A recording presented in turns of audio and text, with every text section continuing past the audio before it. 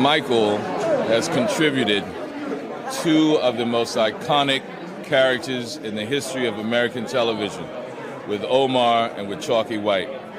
What we are actually getting to witness in his young career, we're going to see a lot more, is like one of the great American actors, giving voice and giving flesh to characters that most people would have never given the same humanity to, of opening a window to a world of men that we pass by or don't know about. It's one of the most innovative portrayals on television in our generation, and it was an honor for me to even share the screen with him. One of the greatest moments I've ever had in my career was the scenes that I did with Michael. He's a very special man, very special artist, and what art is to the community, thoughts are to the individual. It's the place where we reflect on who we are, and he has opened up a window of reflection to people who may pass people on the corner that they would have never given humanity to, that he has made people think twice and give humanity to these men. And that's classic American television history right there, Michael K. Williams. You are now listening to the Q&E Podcast. Is this what you want? Huh? Is this what you want? Well, come and get it, goddammit! What's up, everybody? You're listening to the Q&E Podcast, and you're here with your boy Q Hicks right now. And I got Edgar on the other line. Edgar, tell the people what's good. What's up, everybody? Welcome to another episode of the Q&E Podcast. Today, we are joined by a close friend of mine, a fellow UF student, Shawn Humphrey. Give it up for Shawn Humphrey, everybody. Yes, sir, bro. Glad to have you on, my nigga. Glad to have you on. Hey, appreciate Shawn, bro, if you can just say a little bit about yourself, where you're from, what you're into, and your social medias. Okay, word. Well, as they said, my name is Shawn Humphrey. I'm from Melbourne, originally from San Antonio. So yeah, I'm a Spurs diehard. Like, that's what it is. My social media, you can follow me on Twitter at Shawn_Humphrey2. That's SHAWN_HUMPHREY and then 2. So, I'm excited to be here. We've been talking about me hopping on here for a while, like months. I'm finally sitting in front of these people. Like, let's roll. Yeah, man, we were supposed to have Shawn on back on the NBA draft. I think I asked him to come on with the NBA free agency. He wanted to talk about the Spurs. We all had to bring him on to talk about this Cowboys game. We're going to preview NFL Week 1. We're going to have our NFL predictions, award predictions, division winners. We're going to talk about the crazy week of college football as well. And we also are going to talk about remembering Michael K. Williams and some other entertainment topics. But first, I do want to start off with Michael K. Williams straight off the bat. We lost a great one today. Lost a great actor on, I want to say we lost him on Sunday. Powerful human being, one of the greatest actors I've ever seen personally on The Wire, also in Lovecraft Country. You got him in the Boardwalk Empire. I just want to just go through the panel and just ask, like, how will you guys remember Michael K. Williams? I'll remember him mostly from his role as Montrose on Lovecraft Country. I felt like he played a great role as Tick's father. I didn't really get a chance to watch The Wire that much, but I really do want to get into it because I've heard by so many people, including you, stating that this is one of the best shows like ever. So I definitely want to dive into it more. I've seen him in a few other movies as well, like throughout the last decade or so. So he's had a few special appearances in other films as well, but I will mostly remember him as the role of Montrose. So R.I.P. to a very young, very great actor, man. He was only 54 when they found him in his New York apartment on Sunday. They said it might be due to possible drug overdose. I don't think there's been any new reports recently. But just prayers to his family, to his team, and everybody who was able to have him around them. Which is crazy because I think he just had a tribute to DMX at the BET Awards this past year. And obviously we know how DMX died from a drug overdose as well. I don't know if the two were close, but I'm pretty sure if he's making a tribute to him, they had some type of relationship. So for him to die the same way is definitely traumatic to see. So Shawn, go ahead. Yeah, man. I gotta echo what Edgar said in that prayers to everybody around him. I also I didn't watch The Wire. And I don't watch TV too much. I watch a lot of sports, so I don't really watch TV shows too much. But I was familiar with Omar, the character, to an extent. Like it wasn't my first time hearing of Michael K. Williams. And really, I guess just the way that I see it, not knowing as much about his body of work, not knowing as much about what he's done, especially after seeing that little snippet in the beginning of our show today, just seeing the outpouring and seeing how he's affected everybody else has affected me. Just understanding what people thought about his art, what people thought about him as a person, all of that really got through to me, and it meant a lot to see that in a lot of ways. So I've enjoyed seeing that in all the darkness, like people are sharing their memories and just remembering him as a good dude. Yeah, and that's the biggest thing I take away from Michael K. Williams was he was a great human being. I watched a lot of interviews with Michael K. Williams after I watched The Wire. He was just a great human being. Like a lot of the things that he showed in the portrayals of The Wire and in the Boardwalk Empire was some of what he was going through in real life. So what we see with Omar is what he was doing in real life. And you seen what he talked about at the beginning of the episode of how it was kind of crossing over. He didn't know if it was his real life or it was really like him being Omar in the street. So to see how he has impacted everybody he has come in contact with, you see how Bunk was talking about him in that video, man. It was tough to see that, man, because I was really hurt, man. One of my favorite actors to see.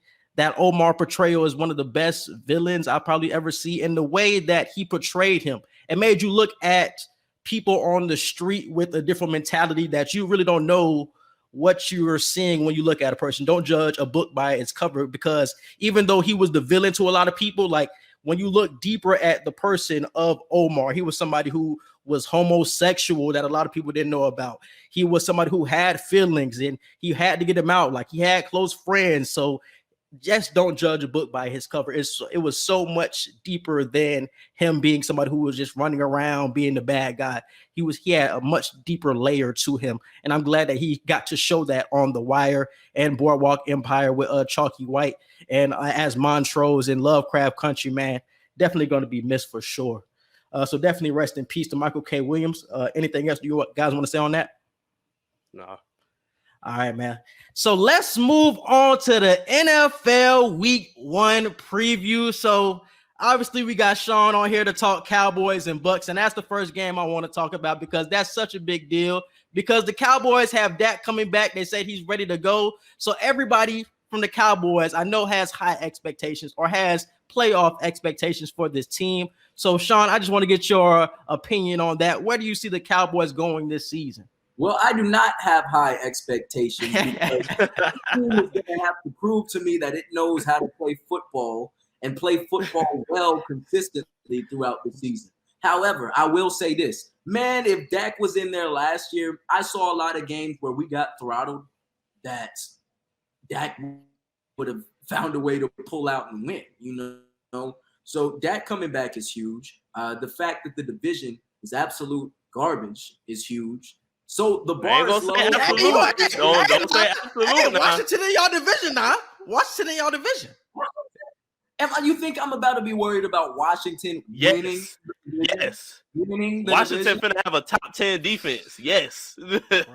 Hey, man, and it doesn't matter, dude. We had a patchwork offensive line held together by Band-Aids and bubble gum last year. And Dak Prescott torched every team they put in front of him. And the defense can't be worse than it was last year. Y'all lost every game that Dak played last year. Did you not see what he was doing, bro? The defense was putting that point. They went back and forth with the Seahawks, and he might as well have been running for his life out there. So let me ask you this. Offensive line with injuries, and let me ask you this. Would you be, as a Dallas fan, would you be willing to take Cam Newton as a backup? Absolutely. As a backup, yeah. As a backup, sure. Yeah. Because I don't know if that means because I know you're all in on Dak right now, but would you think it would cause any friction if they bring Cam in as we just know something is going to happen to Dak?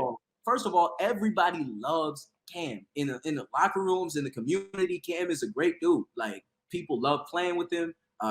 Communities love having him. He's an upstanding guy, and he's not going to cause any problems in any locker room he is for any locker room he's in for any of the teams in the league. Second of all, bro, like who are our backups right now? Who are the Cowboys backups right now? Garrett Gilbert, probably. Y'all still got Garrett Gilbert? No, I think they cut him. They cut him. They let him go. So don't y'all got that Venarucci dude? No, because Cooper Rush is worse than Andy Dalton. And I saw Andy Dalton out there, and I didn't like it. Like, it was. So the bar is in the division. I'm just hoping this team doesn't start trying to play limbo, because that's my only hope. Don't start trying to play limbo with the bar, because unlike a lot of Cowboys fans who are a large portion of the fan base, a very large portion of the fan base is delusional every year, has Super Bowl aspirations every year, and thinks that anytime we win a game by more than 3 points, it's indicative of what we're going to do for the rest of the season. I'm not a part of that group anymore. After that Thanksgiving anymore. They lost to the Buffalo Bills. The hope inside of me died, bro. The hope inside of me died. So I don't have hope anymore. I don't have expectations anymore. All I'm doing right now is being realistic. And since the Cowboys have 2 games against the Philadelphia Eagles, 2 games against the New York Giants, and I do respect the Washington football team, but come on now. What are we talking about, man? Come on.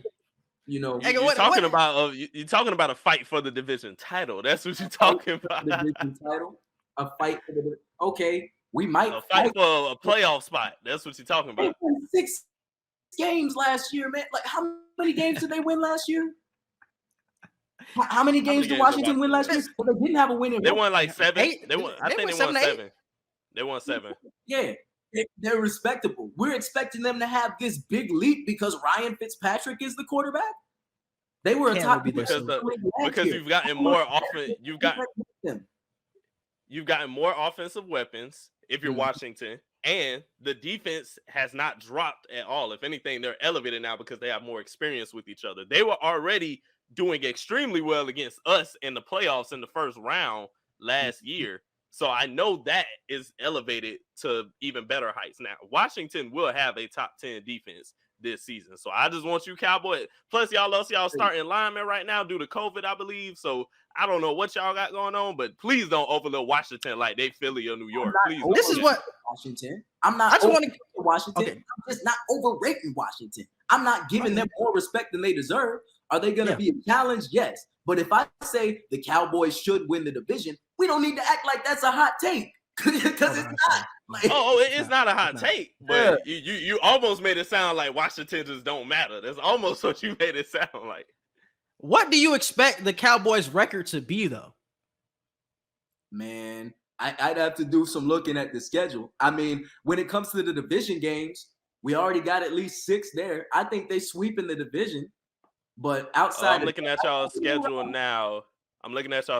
Y'all got the Bucks. Okay. So just give me dub or L. You got the Bucks. That's it's week 1. Come on, you realistic now. I'm realistic. But if they somehow pulled it out, I wouldn't be 100% shocked. Chargers. That's a dub. Okay. All right. Eagles. The Eagles, hey, put 2 up against the Eagles, man. That's called bring the brooms out. Bring the brooms Panthers. out. Panthers. That's a dub. Giants. That's a dub. Hey, Dame las escobas. You give me the brooms for the Giants. Patriots. That's probably, I think that'd be an L. That's probably an L. Vikings. That's a dub, I think. Broncos. That's a dub, easy. Falcons. That's a dub. Chiefs. Don't even think. Please don't think on it.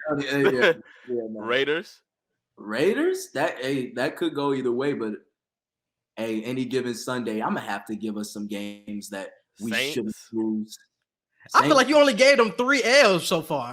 Like you got them winning a lot of games here. Hey, yeah. To round it off, you got the Saints, the Washington Giants, Washington Cardinals, Eagles. So I'll give y'all 2 against the Giants, y'all will do some real Cowboy shit and split with the Eagles. And I got y'all losing twice to Washington. Hey, I don't care. Twice? Bruh. Okay. We'll see what happens. We'll see. I only heard 5 L's. I only heard 5 L's on that schedule. Hey, yeah. But this is what I'm saying. This is what I'm saying, though. The Cowboys coming in with a 12-5 expectations because there's a lot of fans probably just like you. Like, man, we should beat a lot of these teams, and y'all know damn well y'all not going to beat a lot of those teams. Exactly. Because what I saw in 2019 with Dak's total that would have led the league in passing the next year, throwing up 30 touchdowns, but people are still trying to tell me that year that Dak Prescott can't play because the team's not winning games, is no matter what the Cowboys should do, no matter what they are supposed to do, no matter what they have the chance to do, it doesn't matter. Because at the end of the day, we can't be surprised with anything that happens with this team. We'll see what happens. The Cowboys should win more than 10 games, but the Cowboys are also the Dallas Cowboys. So as long as you know, that's good with me. Yeah, so who do y'all got in this Bucks versus Cowboys game? We all rocking Bucks here? We are realistic? Yeah, I think the Bucks. We'll see what happens. The Cowboys should win more than 10 games, but the Cowboys are also the Dallas Cowboys. So as long as you know, that's good with me. Yeah, so who do y'all got in this Bucks versus Cowboys game? We all rocking Bucks here? We are realistic? Yeah, I think the Bucks. All right, let's slide through a couple of other big games for this weekend. We got the Seahawks versus the Colts. What do you foresee to happen with the Colts? A lot of people are picking them as the dark horse team to come out of the AFC. They have Carson Wentz coming back healthy this week. Do we see playoffs? Let's set the bar low. Do we see playoffs for the Colts this season? I mean, they got to play the Jags twice and the Texans twice, so I would hope that they should be playoff contenders. If they have those two teams in their division and they have to play 4 games against those two teams respectively, they've already got a head start. So if Carson Wentz is competent out there, they had a good squad last year. They beat the Ravens in the playoffs, right? Who? No, the Colts. No, the Colts lost in the first round they lost in the first round to somebody. That was a close game. So, they're gonna handle business. The defense is gonna be good. Quentin Nelson. Good play on the offensive line. Darius Leonard on defense. They got their defense is stacked. That's what's really gonna carry them to the playoffs, in my opinion. So Carson Wentz doesn't necessarily need to get out there and throw 35 touchdowns for them to make the playoffs. And Carson Wentz can sleepwalk through the games against the Texans and the Jags, and they can find ways to win those. So, yeah, I think the Colts should make the playoffs. Isn't there an extra wild card spot this year too? Yeah, it was 7 last year. Okay, yeah. So, yeah, the Colts should definitely make the playoffs. I think the Colts can make the playoffs. Like Shawn just said, I'm looking at the schedule, not the schedule. I'm looking at each division now, and they only have to worry about the Titans in their division, so they can make that second spot because I feel the Titans will win that. But I see the Colts being better than the Raiders. I see them being better than the Broncos, the Jets, like the Bengals, obviously. So they can make that 17 playoff spot. So it's just a matter of where in those 7 teams are they gonna just barely make it on 7th, or will they be a surprise 5th or 6th? Yeah, in the playoffs? And that's what I wanted to ask you. What will it take for you to say at some point this season, like, oh, they have taken a leap to become AFC contenders? What will it take? Will it have to be Carson Wentz showing you something different than what he's showing you in Philly? What would it have? What would it take? Carson Wentz is gonna have to. He's gonna have to have a true comeback season. That's what's going to have to happen because with the Chiefs and the Bills, we already know that's the hierarchy in the AFC. No team, I believe, is going to touch either of those two teams. And then you got Cleveland, who's just continually gotten better over the last 2-3 seasons now. I feel like it'll be really hard for them to get better than them. The Ravens, I feel the same way. But when you get to those 5th and 6th spots, you're really looking at the Chargers have a strong. The Titans is definitely getting in. I don't know about definitely. They have a shot to, kind of knock the Titans off, but that's if Carson Wentz has that season that I'm talking about. The Titans and the Chargers, they could definitely pose huge threats too. All right, and let's move on with the Steelers and the Bills. We got this in the first game of this week, and what do you see for the Bills? They had such a great season last year. Do you see them reclaiming their spot at the top of the AFC. I know Edgar said that's a for sure lock for him. Shawn, what do you think? Yeah, I think they're going to be just as good of a team as they were last year. When it comes down to it, the only thing I see happening for the Bills that would keep them from getting that spot or a top 2 spot is, just the any given Sunday cliche. You can lose to any team any given week, and they won't necessarily run the table to the point where it's like, okay, every team in the league in front of them, they're going to handle. I haven't looked at their schedule and what they have going on, but it's going to be tough for every team in the league. The Bills have more talent than the majority of these teams, and the only games they really struggled in, some of the few games they struggled in last year, Josh Allen was dealing with that shoulder issue. So if he stays healthy all year, they've got a chance to beat anybody. So, Edgar, let's flip it on the other side with the Steelers. We see that they had such a hot start to last year. What are your expectations for the Steelers? Do you see them competing for the division title? They have Najee Harris in the backfield. Their defense is still pretty stout. What do you see for them this season? We'll definitely talk about this on 2 Wild Wednesday, but I'm definitely going to give majority of my take now.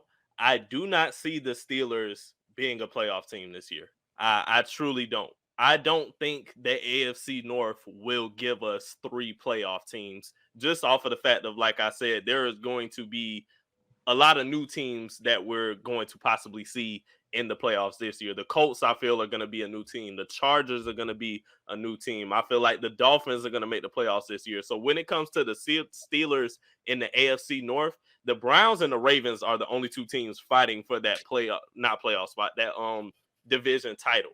And I think the Browns are going to get that. Are the Steelers having a drop off right now? Not really. They've slightly dropped off over the last year or 2, but is it bad to where they're just going to, not win possibly 11 games or so? No, they'll win about 11, 12 games, but I see Baltimore winning maybe 1 extra game, Cleveland winning like 2 extra games to solidify their playoff spot. So when it comes to the Steelers, they got Najee Harris, who I feel is going to be a great rookie this year, but I feel like they just aren't going to be in that cream of the crop area that we're used to seeing them in.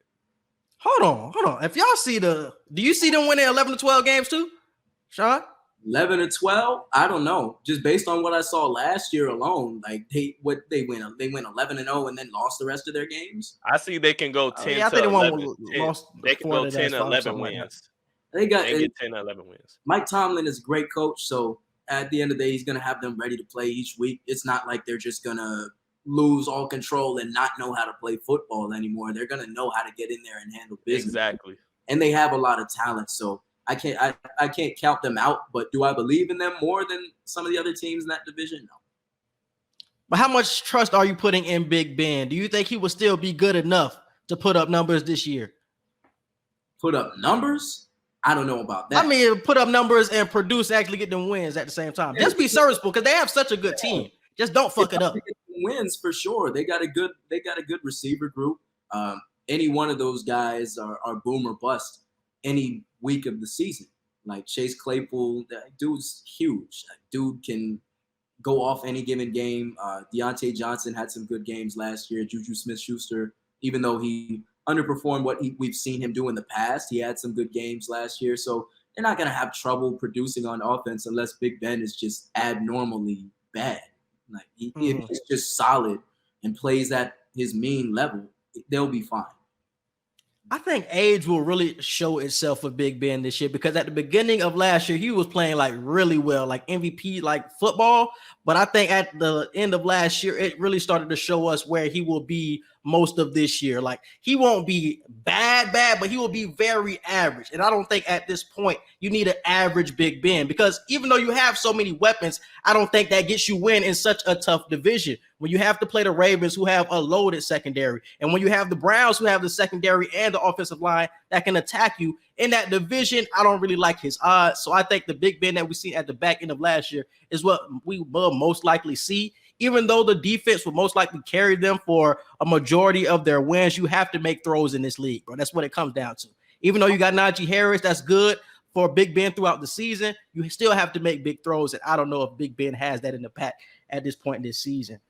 And the last game of the week I wanted to talk about was the Browns and the Chiefs, which was the semifinals for the AFC last year. What would it take, or how much of a chance would you give the Browns to overtake the Chiefs in the AFC? Do you see a big jump like that happening, or you think the Chiefs are clearly better than the Browns? It's not clear anymore. If this was 2 seasons ago, I'd say, yeah, the Chiefs are clearly better. But the Browns have closed the gap a lot. It's not fully closed, but it's about this much left. So I would say the Browns defense is better than it is, but the Chiefs Kansas offense, City's. Chiefs offense is better. So it'll be a. I mean, they got a lot of weapons for what's the name though? They got a lot of weapons for the Browns. OBJ, Landry, Chubb. That's a lot. If Baker Mayfield just shows something, bro. If he just shows something. But before Odell got hurt, on paper it sounded great. But when we were watching it, it didn't fulfill everything we wanted. But Baker is a lot better now. He's gotten a lot more reps in with Juice and with Nick Chubb and everything. So Odell should fit more seamlessly in this time. So that's why I say now the gap isn't as wide as it used to be. The Browns could beat the Chiefs in this first game of the season, and that could be a preview for later coming down the road into the playoffs. So there is a lot better chance for the Browns to actually beat them this season. But over the next few years, do I see the Browns just topping the Chiefs and like getting that AFC title put on their heads for real? No, I think the Chiefs are going to be the kings of the AFC for at least the next 2 to 3 seasons still. Shawn? For me, it's the Chiefs until further notice. They're going to have to physically show me that they cannot do it for me to be like, okay, yeah, the Chiefs can't handle business, or the Chiefs won't handle business. They're going to have to stop handling business for me to say that. But I agree with what Edgar said about the gap getting closer and closer to being closed, because we can Did the Super Bowl scare you at all, though? Did the Super Bowl scare you? The offensive line holes, did that scare you at all? No, because it's the Bucs. Like, that team is just different. So throughout the season, we can point to the talent on the Browns roster and see where they're creeping on, not just the Chiefs, but most of the teams in the league. Nick Chubb is arguably the best back in the league. One of the top backs in the league. We know about the receiver group if everybody stays healthy. Baker Mayfield keeps getting better. So we'll see what they do when it comes down to it. But I see both of those teams being really consistent all year. I'm excited about this game too, week 1. I don't think it'll tell us the full story of what we need to know for the whole course of the season. But like I said, man, it's Chiefs until further notice. They're going to have to show me something different. I think this is the Browns' year to get to the Super Bowl. I honestly do. I think the additions in the back end will make the difference. Them drafting Greg Newsome in the first round, already having Denzel Ward, who's one of the best corners in the league. You already have Grant Delpit, Johnny Johnson in the back end. You got Myles Garrett. Like, your defense, the defense is going to carry them. I honestly believe that. But the offense is still so good itself. Like, even with Baker Mayfield not being a high-level quarterback, you still got 11 wins last year just off your running game alone, off Kareem Hunt and Nick Chubb. I think this is the year they overtake him. I think the cornerback play will be big when you play against the Chiefs. I think having good safeties is going to be big when you go against Travis Kelce. Obviously, you have to have good linebacker play like we've seen with the Super Bowl with the Bucs and Devin White clamping Travis Kelce. I think they added to that this offseason. So I think this first game will tell us a lot. Will it tell us the whole story? No, because teams get better throughout the season. But it will tell us how close they really are to each other. And I think the Browns by the end of the season will get better, especially on offense, to eventually beat the Chiefs in the AFC Championship game. I truly believe that, bro. Got a lot of expectations in the Browns. And I think that is all of the games I want to talk about for through the games and pick all of the week 1 games. So we already talked about Cowboys and Bucks. So 49ers and Lions, who y'all got? Niners. Ooh. Not close. Ooh. Niners. Yeah, it's Niners. Hey, you know what? I'm going to pick the Niners, but I'm going to say this. I'm a big Dan Campbell fan. I like what he's doing over there. You like that nigga? Yes. Whoa. Yes. You can start a hashtag right now. Hashtag Dan Wagon. Hashtag Dan Wagon. I will drive the bus myself. I'm a big. Hey, that's better than Tanny Wagon. Hey, it's one of those. Chill out on the Teddy. It's one of those. It's one of those things where the approach works. He's gonna get praised. If it doesn't, okay, we'll see what happens. But I'm a big fan of the approach. Guys seem to like playing for him, and they seem to be excited to get to work and go to war. So the Lions, I think, are gonna beat some teams they probably shouldn't beat because Dan Campbell's back there. So I was hesitant about it, but I'm gonna pick the Niners just to be safe, just to be safe. And before we posting the results too, boy. We posting the results too, so you got to be sharp. But before we get to the next game, just to speak on the Lions real quick, what do y'all think is going to happen with Jared Goff? Do you feel this time in Detroit is going to help him hone in on his own personal QB skills, or do you feel like he's in Detroit so he doesn't even have any room to elevate? Because we know we could see a lot more from Jared Goff. It's just he's a bridge. What's going to come from this situation? He's a bridge quarterback till they get something better. I feel like I don't think he's that bad, but I think he's a mid-tier quarterback. He's in that Teddy Bridgewater range. Like Teddy was somebody who you can start on certain teams, but you don't want him to be your franchise guy. And I think Goff is kind of in that realm right now. Like you don't want him to be your franchise guy. So he might be the starter for the Lions for the next 2-3 years while they build out their team, and then they draft their franchise quarterback. Like it's going to be some type of situation like that. But for the next couple of years, I can definitely see him being there. Producing. We'll see what happens because I think there's a lot less pressure on him in Detroit than there was in LA. Considering Definitely. like what was that, his second year in the league? He goes to the Super Bowl, or one of his first years in the league. The team goes to the Super Bowl. They have a great offensive season. Everything's firing on all cylinders. Now you're going to Detroit, who just want some kind of success. Just like give them a crumb. But it's a lot less weapons too, though, bro. It's a lot less weapons. That's very true. And I thought about that, especially at receiver. They just lost Galladay. They just lost Marvin Jones. But, he's got to get out there and do the bare minimum and not be awful. Like, I think he'll be able to handle business. Right. And I don't think he's going to be bad or just make bad decisions to the point where he's unplayable. So I think he'll be solid. What's in Titans? Who you got? Hey. Titans. I got Titans. You I don't know. Hey man, I'm gonna go Cardinals. I ain't even gonna lie to you. I'm gonna go Cardinals. Yeah, y'all go with the Cardinals. All right, man. Sure. Yeah, cause who how y'all gonna stop? That's my thing. How y'all stopping Tennessee? I don't see how anybody stopping them niggas. What you call it? You got did AJ Green go to Arizona? Yeah. Oh yeah, I want to see that. I'm ready to see that. AJ Green and D Hop. Yeah, I'm ready to see that.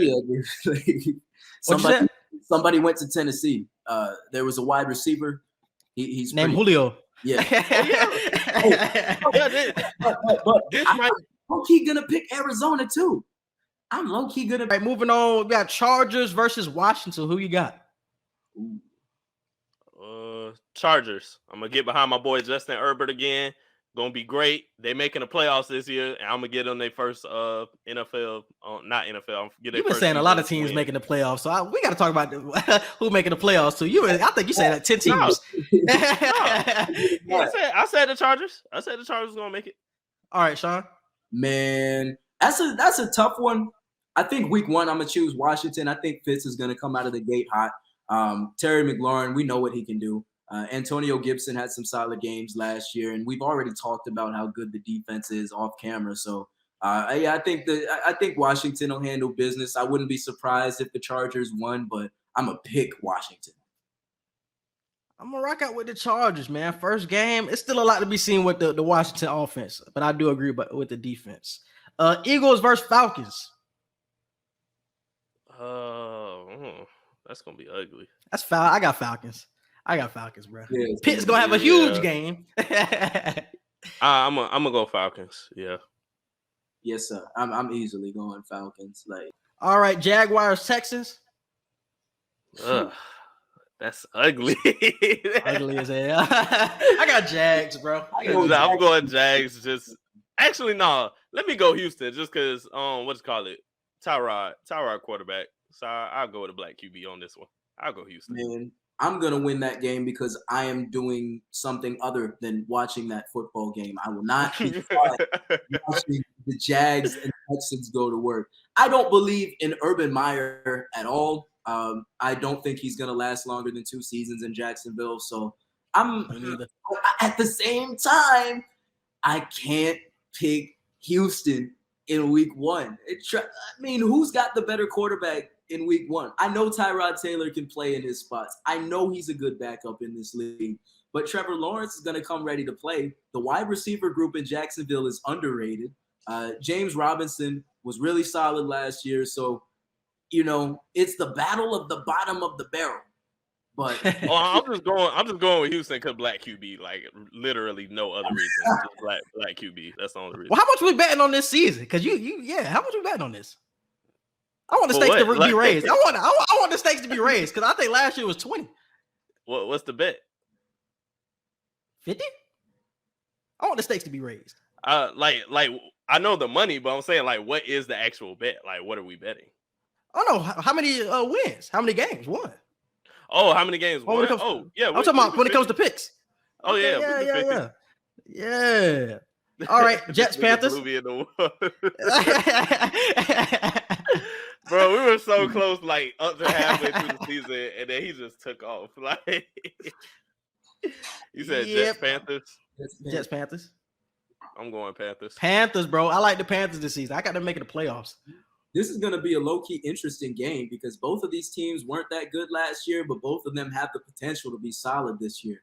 We saw Zach Wilson show out in the preseason a little bit, and obviously it gets different when the bullets are flying at full speed, but it's going to be a really interesting game to watch. I was talking to my roommate about this game yesterday, and we were both excited to watch, even though both teams had bad records last year. Christian McCaffrey coming back, though, I got to go with Carolina. Easily. I'm sorry. I'm going Panthers. Sam Darnold going against his old team. He'll have some fire under him for that. Christian McCaffrey coming back. That's going to be huge for them. He low-key might win Offensive Player of the Year. I won't be surprised by that. And he could possibly win Comeback Player of the Year too. So, yeah, I'm going Panthers. Yeah, Panthers. Seahawks, Colts. Seahawks. Ooh. Seahawks. Yeah, Russ going to handle business. Steelers, Bills. Bills. Yeah, Bills. Bills are going to the Super Bowl. I'll bet you an extra dub. Bills go to the Super Bowl. That's my AFC pick. Oh my fucking God. Add that, please. Oh yes. Virtual shake that. Oh yeah. That's a free dub. That's a free dub. That's my official, and I'm sticking to it the entire season. The Buffalo Bills will be the team out of the AFC to make the Super Bowl.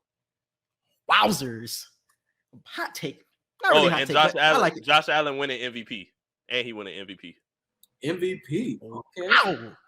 Wow, you on this Bills wagon, wow. Okay. Vikings. Did we already pick? Oh yeah, we all pick Bills. Vikings, Bengals. Vikings. Come on. Vikings. Broncos, Giants. Ooh. Give me Broncos. Give me Teddy B. Yeah, I'm about to say, do the Broncos for me. Yeah, I can't see any advantage that the Giants just have that will be so good that they win the game. Saquon coming back, okay.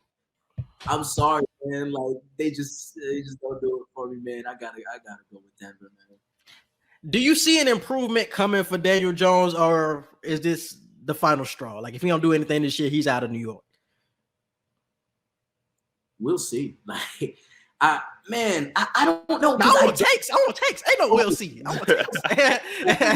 I don't believe in Daniel Jones overall, but we've seen flashes of good QB play in some of those games, like the comeback against Tampa Bay. Sorry, Edgar. He's played some good games, and we have a trophy. Their receiver group doesn't necessarily have a piece who's shown that they are head and shoulders above a lot of guys in the league, but they got Galladay. Yeah, Galladay is good. Kadarius Toney obviously is a rookie. We'll see how they get Kadarius. And Darius Slayton was solid in spots last year. So was Sterling Shepard, but they don't have that bona fide number one to the point where it's like, okay, I can throw the ball up to this guy if I get into trouble every single time. If I throw him 10 passes, he'll catch 6 of them. I don't see that guy on that roster. Saquon Barkley's going to handle business. But, yeah, I think the Broncos are a better team.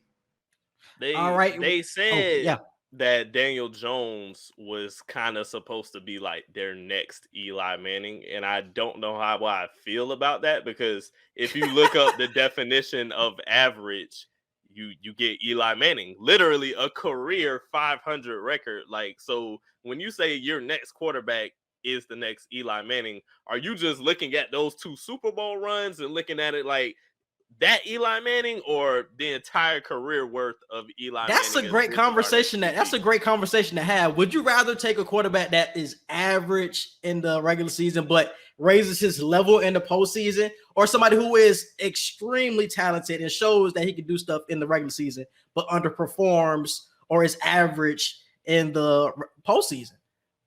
Which one would you rather have? You would rather go with the first option. I'd rather have somebody that's average just to get us there, but then they elevate when we get there. I would rather have that. Nah, I disagree with that, because Pete, if you got a guy who's at that level the entire regular season and they might underperform in some postseasons, if they have 1 or 2 playoff runs where they're absolutely unstoppable, or they play at the same level they played in the regular season, they've given you about just as much as the average quarterback has. As far as playoff goes, we're not going to sit here and act like Eli just won Super Bowls every time he got to the postseason. Like, that's not how it works. The rest of the time, you just have an average QB and you lost in the playoffs. Mm-hmm. Damn, that could high-key be like a Peyton Manning and Eli Manning comparison, because a lot of people would say that about Peyton Manning, that he was kind of average in the playoffs. Even though he has the Super Bowls, he was kind of average in the playoffs, but he was above everybody in the regular season. So which one would you rather have, Eli or Peyton? They both got 2 championships at the end of the day.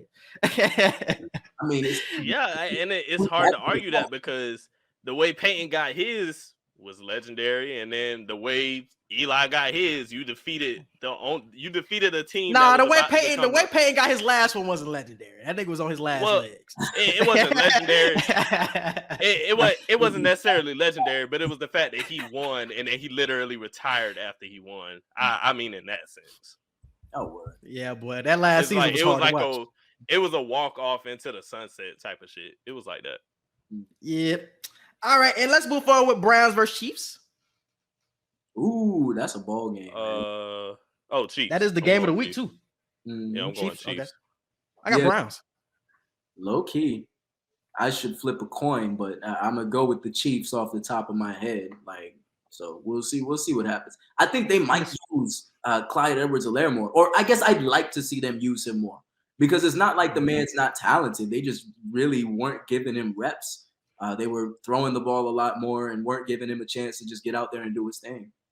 And every time he runs the ball, he gets like 8 to 10 yards, because everybody is playing you for the pass. Mm-hmm. That shit's crazy. Yeah, I don't understand it either.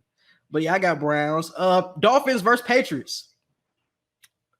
Dolphins. I got the Pats. I got the Pats too, bro. My roommate is a Patriots fan. He's laughing at you. Packers versus Saints. Packers. Packers, most definitely. Packers. Bears versus Rams. Rams. Rams for sure. Who's the Bears? Oh, the Bears started Andy Dalton. Never mind. Yeah. Rams. Ravens versus Raiders. Even if they were starting Justin Fields, they wasn't for the win. No, it would have been more of a toss-up if it was Fields, but Andy Dalton. Nah, it's definitely the Rams upgraded and got Matthew Stafford. Yeah, that's true. Ravens versus Raiders. Ravens. I'm low-key going with the Raiders, man. Like, it's Lamar. It's Lamar playing catch with Mark Andrews the whole game. They don't have another receiver out there who's going to get out. They just got Le'Veon Bell. When's the last time he showed you anything? Okay. I was gonna bring that up too. Because when you put that 2-hour Wednesday, I was like, he hasn't shown Pro Bowl in a few seasons, bro. Mm-hmm. And I think that's why he's been so long, or why it took so long for him to sign with a team. It's like a lot of people don't see that with Le'Veon no more, bro. I thought that shit high-key done went out the window. I'm telling y'all, bro, you gonna be in that Ravens system. They're not just worried about you when it comes to the run game. You have to worry. Honestly, you got to worry about Lamar Jackson as your primary run threat. So Le'Veon Bell is going to get a lot of screen opportunities. He's going to get a lot of pitch pass opportunities. He's gonna get a lot of opportunities to play in the slot. I feel like Le'Veon Bell will get back to what we remember him as. Those few years that we seen him with the Jets recently, yeah, your value went down because you thought you were gonna make a boss move and make a big name in a city that hasn't had a big name in damn near forever. And it didn't work out, so now your value has gone down. But I feel like Le'Veon Bell is going to have some type of resurgence. Bless you. Damn, thank you. But I don't think it's there, and I don't think he's the type of running back that Baltimore usually has. They usually have a running back that just hits the hole. Le'Veon is somebody who likes to be patient, wait until a hole opens up, and I don't know if that's the type of system that they're running in Baltimore. That's why J.K. Dobbins was such a good fit, because J.K., when he see a hole, he hitting it. Le'Veon ain't the same way, bro. He's really patient. So their running styles is something that you really don't see in Baltimore. So it's going to be interesting to see how it comes together in Baltimore. And I got the Raiders too. I like the Raiders in that game. But let's move forward with college football. Week 1 recap. So it was a lot of big games in this first week, man. We had Georgia versus Clemson. Ohio State played Minnesota. What else we had? We had Notre Dame versus FSU. That was UCLA at LSU. UCLA, LSU. What was the 3:00 game? Alabama and Miami. You had another one. You had Louisiana and Texas, I think. Mm-hmm. That was a good one. So all right, man. So let's just focus on the big games. Let's just talk about Georgia and Clemson first. That was honestly a snooze fest, in my opinion. 10-3 game. Wasn't a lot of touchdowns. Do you want to get an AP top 25 before we do that? Or you want to do it at the end? I got it right here. That's why I was asking. Like, do you want to just name off top 25 real quick and then get into each game? We can just get on the top 10. Don't get into the top 25. All right, top 10.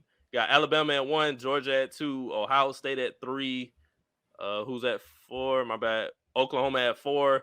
Texas A&M at 5, Clemson at 6, Cincinnati at 7, Notre Dame at 8, Iowa State at 9, and Iowa at 10. And Iowa State do have to play each other this next weekend, I believe. Yeah, Shawn, you weren't here last week, man. I talked about Cincinnati making the playoff, and we're one step closer. They was 8 last week, 7 this week, getting closer to being there. But just going back to the Clemson versus Georgia matchup, how did y'all feel about it? How did Clemson look to you? Do they look like the Clemson of past years? And Edgar, do you still feel confident that they will make the college football playoff after that type of performance? Even though they played Georgia, like that offense stunk, bro. I still have hopes for Clemson. I'm not going to lead the ship yet. I feel like Clemson is still going to be a lock because the rest of this ACC schedule they have, granted, a week or two ago, I did bring up the fact they do have a SEC scheduled game with South Carolina. So, we'll get a chance to see them go against the SEC team again, but other than that, they don't really have too much of a challenge. Florida State might give them a good competition. But that's the point. But it's like they're running through that, so they're clearly going to make the college football playoff. And I think when they have to get in a situation playing a team like Georgia again, I don't see them losing twice to Georgia. I don't see that if they have to meet again down the road. Shawn?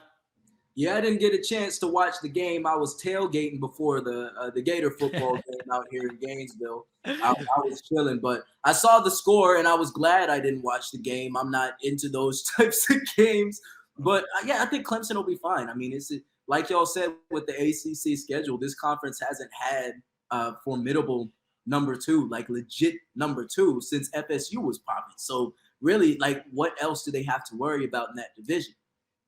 But that's the point. Oh, that's the point a lot of people were talking about this week. That's honestly the problem. You don't have anybody else for it to be a quality win. Like if Georgia would have lost the game on Saturday, they would have been fine because they have quality opponents that they can go through, and they could have got a win over Auburn, got a win over Florida, and you would have met somebody like Alabama to get a quality win over.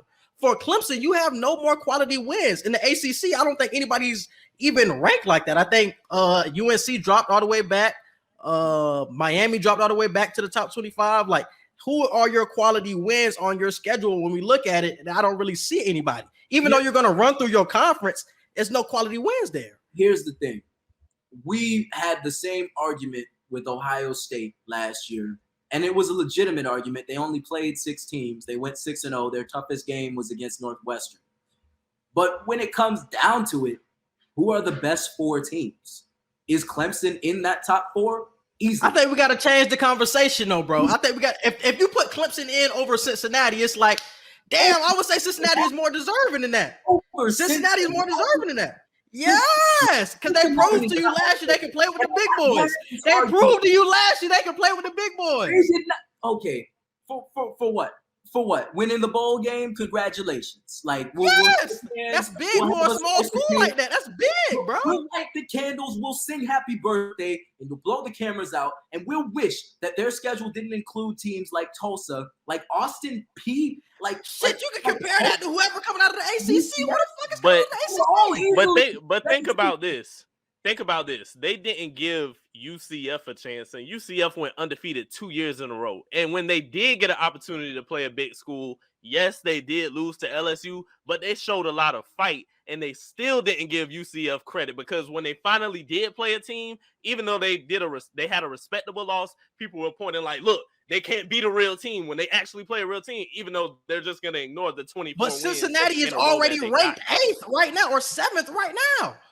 I don't even know why Clemson is ranked ahead of them right now. Clemson should have dropped even further back in the rankings. Clemson is ranked ahead of them because we all know at the end of the day, like I said, Clemson ain't losing to Georgia twice. Let them play Georgia. If they play Georgia again this weekend, who you gonna take? Georgia smacking them again. Georgia is getting healthier. Georgia is getting healthier with their offense. We're going to give Cincinnati credit for not losing games when they're on their schedule. They have to play a shell of UCF of what they've been over the past few years. Yes. They have to play Tulsa, and they're going to be competing for the conference against Memphis. They might be playing Memphis. If that's the conversation, then Shawn, how is that type of school going to make the tournament? How is that type of school going to make the tournament if they can't do anything to make the 4 teams? There's levels, bro. That just is what it is. No, it shouldn't be levels. If a team levels, no. Are we gonna knock Clemson that far for losing? Yes. No, bro. No. Yes. If you don't have no quality wins, yes, we're knocking you, bro. If you struggle with the ACC, bro, we're knocking you, bro. We're knocking you. Y'all not finna tell me there's 10 teams better than Clemson. Y'all not finna tell me that. Y'all are making. They played Georgia last year. They just played Georgia. That's what I'm talking about. That's the bowl game you talking about. Bro, you're not finna That's the bowl game you talking about. And it was right there with Georgia. It was right there with Georgia. They can play with them boys, man. We're gonna give. You're not finna tell me. You're not finna tell me there are 10 teams better than Clemson. You're not doing that. I'm not saying there's 10 teams better. I'm saying who's more deserving. Clemson lost, bro, and they don't even look good at that. The team isn't the same from last year. You don't have Trevor Lawrence no more that you can bank on. That offense look ass. If you run through that weak-ass ACC, that shit don't mean nothing, bro. That don't mean shit. Bro, that don't mean nothing. Bowl game for Cincy last year, but we can't sit here and act like the Gators were the same team that they were all year when they got to the. I'm surprised they put us 13th. Even though we won. The Gators ass. The Gators. But that's what I'm saying, bro. I'm surprised they kept us at 13th. Yeah, we beat FAU. Florida. We won our game. And this is what I'm telling you. They're Clemson. They're not dropping Clemson. It's the ACC. ACC. What are we talking about? It's a huge difference. Clemson has been a dominant team for the last, 3 to 4 years? You're not getting below the top 10 just because you don't have Trevor Lawrence anymore, bro. It don't matter. ETN no more. You don't have those players. They're trusting you. They're trusting you, bro. They're trusting you. To Kelly Bryant, to all these players went through Clemson, and they were still a top-tier contender. They didn't look this bad on offense, bro. They didn't look this bad, bro. It's week one. They look anemic, bro. Clemson dropped in the 6. I'm fine with 6. If they would have went any lower than that, I would have been pissed. Because it's like, come on, bro. Because I told you before this game, Georgia was under more pressure than Clemson was because of the fact they weren't. Yes, they were. If Georgia would have when they have quality wins, they have quality wins on their schedule. Clemson does not have the same thing. Shawn, let me ask you. What's up? All right, is Georgia getting in the playoffs with 1 loss, or is Clemson getting in the playoffs with 1 loss? Who would you rather put in with 1 loss? Because we see what Georgia can do. Whether Georgia go undefeated or they got 1 L, they folded in the playoffs multiple times. They're making it. 1 loss conference championship? 1 loss whenever. One loss, whatever. Just 1 loss, whatever. If they so for example, if Clemson loses to Georgia first game compared to if Georgia loses to Alabama in the conference championship game, who makes it? It's going to be Georgia making it, bro. Clearly. Because it's the head-to-head already beat you. I would want Georgia to be in, but I know what's going to happen with the committee. I know what's going to happen with Georgia. How is a team that I beat head-to-head going to be in front of me in the standings? Because if I lose to Alabama in the conference championship, yes, they are. Georgia is that team. Are you tripping? Alabama literally had the same situation like, 2-3 years ago when everybody was like, oh, Georgia, I think it was Georgia that beat them in the SEC championship. Alabama plays in the SEC where they have quality wins. Nick Saban told these people, look, they're not beating us again. Put us in the playoffs. I bet it won't happen. It don't matter if we playing them. Why are you saying playing them again? What are playing again? Hey, Clemson could have easily not put Georgia on the schedule and run the table with the ACC, and they would still be Clemson. That's what they should have did. That's what they should have did. But they did what they did, and it is. They lost. Not them for losing to Georgia by like 8. It's a knock, bro. It's a knock. I'm not knocking them out the top 10 for that. If they go through the weak ass ACC, that's cool to y'all. That's just like Ohio State. That's just like Ohio State winning the Big Ten last year. You calling that conference weak and trying to talk to me about Cincinnati? Because Cincinnati done won 2 years in a row. When are the small schools going to get in, bro? If all we're going to say is they're not the same competition. They're not the same competition. They done won 2 years in a row. And they ranked 7th right now. With your own eyes. When you look with your own eyes. It don't matter, bro. Notre Dame been getting in for years. Watch teams like Alabama and compare them to those teams like Cincinnati, like those schools in conferences like the AAC. There is a massive difference. How when Georgia just played against Cincinnati last year? We're not going to talk about a bowl game and exhibition. Why not? It's the bro. They played head up. Georgia got to show me, bro. In an exhibition, and we're going to try to give that. We're going to try to exhibition. Yes, a bowl game. Nobody stepped on. Nobody played last year. If it is not the college football playoffs, it might as well be an exhibition. Everybody knows that. Man, that's whack as hell. That mindset whack, bro.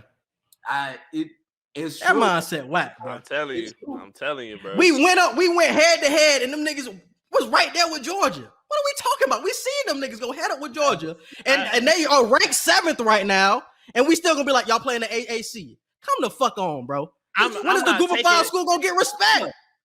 I'm not taking anything away from what you're saying. All I'm saying is Clemson is they have that respect, bro. They're not the AP poll are not going to drop them because it's Clemson. They're trusting the fact that Clemson is not going to let this happen again. If Clemson goes undefeated for the rest of this season, you can believe they're easily making one of the top 2 spots in the playoffs. The hell no. It's messed up. It's messed up, but it's going to happen. It's going to happen. I'm telling you, that's what's going to happen. A lot of shit, bro. Other teams above them will have to lose, bro. Other teams above them will have to lose, bro. Like we would have to see Texas A&M lose. Go ahead. Put it this way. If I put UNC if I put Florida State in the AAC, they're the 2nd and 3rd best teams in the AAC. If Clemson, Cincinnati, they've got better competition aside from the first game of the season they lost, but they got better competition the whole year than Cincinnati. So if they run the table and I played all the teams that's bro. If they were if Cincinnati was in the ACC right now, what are they doing? They're the 2nd best team. Running through that shit, just like Clemson. They're the 2nd. So what are we saying? They're the 2nd best team. What are we doing? They're the 2nd best team in the ACC if they join. But this is my point though, bro. When are we gonna Shawn, this is what I'm gonna ask you, bro. This is what I'm gonna ask you, Shawn. This is what I'm gonna ask you. When are the small schools in this format, this playoff format, when are they going to get into the tournament, bro? What is it going to take for them to get into the tournament? Bro, I'm realistic with it, okay? I'm realistic with it. But tell me what they gotta do. I understand that these teams should have more of a chance to get into the playoffs. That whatever, okay? I'll concede that. But at the end of the day, do we really want to see when we're already with the top 4 teams we're putting in there? We're seeing blowouts every year in the college. Exactly, Shawn. Exactly. No, Shawn, but Cincinnati isn't one of those teams, bro. Cincinnati is a formidable team. That's why I'm not disagreeing with him, but I'm telling him at the same time what's going to happen. Cincinnati is now a team that deserves respect, just like UCF should have been a team that got respect. True, I'm not disagreeing with that UCF point. It's Cincinnati's turn now. So this is what, just not to go off the rail too much right now, but This is why I said the playoffs needs to be 6 teams, not that 12 bullshit, because we don't need to see a bunch of teams getting blown out. But 6 teams, you could put Cincinnati in one of those 5th or 6th seed spots, and they could be an upset team to a team like Clemson or one of these other teams. But once you make it 8 to 12, you're giving, this is why I agree with Shawn, you're giving too many teams an opportunity. That's why I just keep it at 6. If they expand it to 6, you give 2 teams like Cincinnati and possibly a team like Iowa that could jump. You're giving them teams, you're giving formidable teams that might have a chance. You don't want to make it 12 teams where you're getting freaking Coastal Carolina right now, a chance. Yeah. Like, come on now. That's true. That's true. But we have 4 teams right now, bro. And it is what it is. If we want to expand the format, it's going to get expanded soon. That's cool. But if we're looking at Cincinnati, who is ranked 7th right now, bro, and they got in, Shawn, you just said everybody who plays at 4 gets waxed anyway. We see Notre Dame or Oklahoma get 4th and get waxed. Why can't a deserving team like Cincinnati get in at 4? Be there too. They're just not as good as teams like Alabama. You can't tell me that. But Alabama is the gold standard, bro. Like I don't even say Alabama anymore when I make my argument. They're the gold standard. But these teams like Ohio State, now I don't even have Ohio State making the playoffs this year. Teams like Ohio State, like Oklahoma, like Notre Dame, even Texas A&M to a certain extent, that are going to be fighting for that 4th spot. This is where teams like Cincinnati should have a chance. The only 2 teams that I feel deserve a birthright in there until they just prove that they don't need to be in there are Alabama and Clemson. Yes, Clemson lost against Georgia, but I still hold the relevancy of Clemson and Dabo Swinney to give me that guarantee that they're going to win the rest of this season and they're going to provide on what needs to be done when playoff time comes. I'm holding them to that, just like we said with the NFL stuff. But it should be different. It should definitely be a difference, though, between Alabama and Clemson. It should be a difference, though. It's Alabama has quality wins every year. No, I'm just saying, bro. I'm just saying as far as the cream of the crop. That's all I'm saying. I understand what you're saying, but it should be a difference between the 2. They run the table with the ACC and then win the conference championship, and they got better wins than Cincinnati this year. Anyway. That's cool. But if you losing to Georgia the way you lost to Georgia, bro, you have to be punished for that. Plain and simple, bro. They get plain and simple. By instead of being 2, they 4. Like that's just what it is. What I'm saying. But this is why we're having the conversation, though, Shawn. Who had more pressure last week? Because we can go back and forth. We're gonna agree to disagree about the situation. It was still Clemson, because now we're having a conversation now on if these wins, even if they run the table, are they going to get in? It's still a question. When Georgia, if they would have lost, they still would have got in. Because if you beat Alabama in the SEC championship game, you're getting in. If you run the table and beat Alabama, you're getting in if you're Georgia, bro. That's just how it is. Clemson doesn't have that luxury. I guess the most important words are the ones on the screen in between CFB and recap, because we've gone through all of this.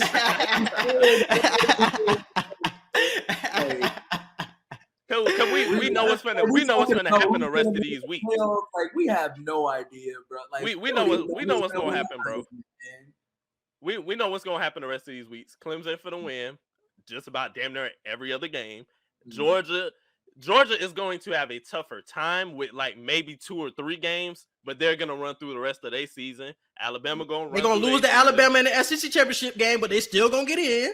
So Georgia is a lot to get in, damn near. Georgia's a lot. I think Oklahoma's a lot because they have the same luxury like the ACC. You're not playing nobody in the Big 12. The only way Georgia isn't a lock is if they lose 2 games. A game.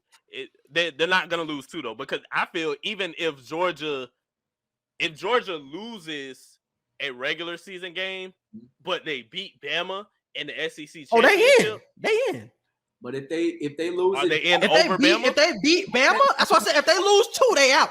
If they beat Bama, you good. Though, if they we got to talk about that now. I know Georgia's legit this year. We know what just happened week 1, but when it comes down to it, the Gators got Alabama at home, and Jacksonville, anything can happen. So like but even if they lose to Florida but beat Bama, they still gonna get in. Not the SEC championship game. Because that's what I'm saying. If they beat Bama in the SEC championship game, they in. Georgia. But if Florida does what they need to do and they got and they end up winning the East somehow, then Georgia's not going to get in. Oh, you saying if Florida wins the East, Georgia wouldn't make it? Oh, okay. I see what you're saying there. They still need to beat. They need to beat Georgia anyways. They need to beat them anyways. Like those games, we know those games are going to be tough, but we got to give them a chance to win the game. So if they handle business, Georgia not making it. Mm-hmm. Yeah. But I still have Georgia. It was a good conversation, fellas. Let's move on to the next game. We had FSU versus Notre Dame. One hell of a game. We see Mackenzie Milton's return to college football. What were you guys' reaction? Do you think Notre Dame is exactly what we're seeing, or do you think they're better? They didn't play up to their standard or their potential. What did you guys see on Sunday night? And is FSU back? Is FSU back? Defensively, yes. Yes. I'll Are say they back? defensively, yes. If we're talking about back, that means they're one of the premier teams in college football. One of the No, I ain't gonna say that. I mean, if they almost beat number 10 or number 9 Notre Dame. Are they not awful? Sure. Like that's what I'm saying. Like they're not awful anymore. Like that was a good ball game, good back and forth. I don't think we've seen the best of Notre Dame. Obviously, throughout the season, they're gonna play tougher teams than LSU, and they're gonna get exposed for whatever kind of team they are when the time comes. But I like what I saw from FSU last game. I like what I saw when Mackenzie Milton came in the game. I like what I saw from FSU's defense for a lot of the game, and they had a chance to win that game had Milton come in the game earlier. Honestly, I like what they did.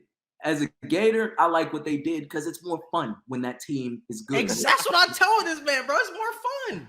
It's more fun, bro. I agree. Hey, my biggest takeaway was Jack Cohen from Notre Dame, bro. He's amazing, bro. He had almost 400 yards. He had 4 TDs. He controlled the game literally all the way up until like maybe around almost the end of the third quarter when it started looking shaky for real. So, and even then, he didn't look shaky at all. It was just Notre Dame's defense that was looking shaky once Mackenzie Milton got in for a few snaps. And even when I can't remember the starting quarterback name right now, Travis, I think that's what his name was. He even had a few spurts when he was getting them back into the game a little bit. But Florida State's defense, even though Jack Cohen was throwing lights out, they looked so stout, bro. Like their run defense. Like I was really looking at them like, damn, like if Florida State offense was better than what it is right now, I would say Florida State low-key back. But it's just their offense keeping me from saying that. And you know who Jordan Travis reminds me of? He honestly reminds me of Felipe Franks. A lot of Felipe Franks. Like he has a big arm. He can get out of the pocket, bro. But I felt like it's sometimes he makes certain decisions where it's just like, damn, bro. Come on, man. We know you're better than that. You're way more talented than the decisions that you're making. That's why I think going with somebody like Mackenzie Milton would have been way better. Maybe Jordan Travis has more talent, but Mackenzie is proven, even coming off the knee injury. You see, he came into the game, and that nigga looked like he played the whole game, flipping the ball off, nice throws. That shit was impressing me, dog. I think FSU is when I say they're back to being fun again. So I agree with Shawn. They're back to being fun. I don't know if they're back to the top of the ACC, but they're back to being fun again. They got a nice offense, good defense, but I like what I'm seeing. But what do you think Florida State should do at the quarterback position? It's a conversation at this point. Mackenzie came in, looked good, but Travis had his moments. What do you rock with? I would rock with Mackenzie Milton if I'm Florida State right now, just off of the fact that he came in the game and it just came so easy to him. Like it seemed like a seamless transition when he walked onto the field. With Jordan Travis, it was like you had your burst opportunities, but you threw 3 interceptions, bro. And 2 of those interceptions were dumb as hell. So if I'm moving forward, I'm starting Mackenzie Milton, but I do give Jordan Travis a few snap opportunities. It won't be a situation where he's just completely benched. Yeah, I'm rocking with Milton the rest of the year for sure. Like that we're talking about, it's a conversation. For me, it's a short one. Like, Mackenzie Milton, definitely. I'm excited to see how much he can do compared to what he could do at UCF. Obviously, that's a catastrophic injury to have to come back from. And he had an all-around game at UCF, running the ball, getting out of the pocket, throwing on the run, getting good gains on the ground and stuff like that. But, hey, man, he showed, okay, at the very least, he's a very solid pocket passer. So I was just about to say he looked good in the pocket. Yeah. I think he can only show us more from here. Yeah, and I agree with you guys, man. It should definitely be Mackenzie Milton. I said it last week. I thought they could win the game if Mackenzie Milton started last week, man. So, and you see they were close, even with Travis starting most of the game. I think it's him. But yeah. What other takeaway that did you guys have from the first week of college football? Edgar, you brought up the UCLA and LSU game. What else stuck out to you guys? UCLA, LSU really slept on UCLA. I knew UCLA was going to have a good game, but I didn't really know who was going to win that. But LSU walked in there thinking, Cali team out west, this shit finna be a breeze. We SEC. Because you seen that video of Coach O. He was talking to that fan. He was like, tell him put on those sissy blue shirts. Yeah, all right, those sissy smacked y'all. Sent y'all home. So UCLA was definitely a great win. I didn't get to watch Utah game, but I saw some of their highlights. Utah looked very well. Texas might have an opportunity to be a big name school when it comes to like talking about top 15 teams. I feel like over the next season or two, they could be top 15 in the nation. So it was a few teams that looked really good this week. Man, Shawn? You're talking about Texas, man. They're another one of those teams that's going to have to show me, because over the past few years, they had that win in the Sugar Bowl, and Sam Ehlinger promptly jinxed that team into oblivion. Because over the last few years, all that there's been for them is difficulty. It's been just difficult for them. They're so committed to the eyes of Texas that they don't care if it wards recruits away. So we'll see what happens with them. I don't believe as much in the Big 12 as I might have in the last few years, but I guess if I had to have a takeaway from week one outside of Florida Gators football, I was definitely impressed by UCLA as well. Big time win, and this is a program that has been solid in the past. I mean, their arch rival has at times been one of the absolute best teams in college football. So, like UCLA, big win against LSU. We'll see how they play out the rest of their season. And let's talk about UF, bro. You said you went to the game. What did you see from the two quarterbacks? I know Emory had a couple of picks. Anthony Richardson was running all over the place. Like, what do you think they should do at the quarterback position at UF, man? I think they should start Ant, but honestly, I wouldn't be upset with Emory Jones starting next week. Week 2 against USF, I feel like they got Alabama in a couple weeks, bro. Like, who are you rocking with? I know, and there's no margin for error. There's very minimal time to figure it out. But the thing about Emory is, he played badly. We haven't seen him play at his mean level, at his average level. I believe in regression or progression to the mean. If somebody's in the stratosphere, they're going to come crashing down. And if somebody's in the deepest depths of the ocean, they're going to break the surface. So when that happens, I don't know how good Emory Jones is. The thing about that is, and I've been saying this to a bunch of people around me, Emory Jones playing at the level he is capable of, I don't know if he's better than Anthony Richardson is right now. Because what I saw that's what I'm saying. Whoa. Different. That nigga, he's 6'5", 240, and he run like a 4'4", bro. Yes, that nigga's 73 yards. He hit the hole, and bro, that nigga was out of there, bro. Hurdling the dude. I have been telling people, I don't have a problem with Emory Jones, but what I seen from Emory Jones when Franks was there, even last season with him backing up Trask, the moments he got in games, they just didn't do anything for me, because I'm like, if Dan really seen something in Emory to where like Emory feels like if I just stay here longer, I'm gonna get my opportunity. It doesn't show now, because when you got in as a backup, we knew what you were doing as soon as you touched the field. You were doing RPOs, or you were doing like, slant passes and things like that. I didn't see any deep threats. I didn't even see any mid-level passes. Emory Jones has not shown me true quarterback material. So when he was named the starter, I honestly was shocked. I'm really thinking that UF is going to go out and recruit a 4-star, 5-star QB to just like damn near rebuild. That's why I told Quincy, I was like, bro, I don't have any expectations this year. Last year was our year. that was supposed to be our year to do something if we were going to do something. Now, we should have just tried to rebuild. We should have just went and recruited a top QB and just tried to build a new team and just over the next 2-3 years try to become that team again. Emory Jones is not that guy, bro. I like him. I want him to do well if he's going to play, but Anthony Richardson is the choice between the two. I don't think Florida can recruit top quarterbacks. I don't think they're the school for it, because especially with the system that you're running now, Dan Mullen's system, he's not going to have like a pocket passers, and most of the quarterbacks that he brings in doesn't have great arms. And we seen the same thing with Anthony Richardson. Like, when throwing the ball, he didn't look that great either. Like, but when running the ball, he looked excellent. But throwing the ball, both of the quarterbacks have questions. And when you got Alabama in a couple of weeks, it's like, nigga, you got to throw the ball because they shutting all that running shit down. So I don't really know who they're going to go with in a couple of weeks, bro, because it's still up in the air. Somebody has to show me something when it comes to passing, bro.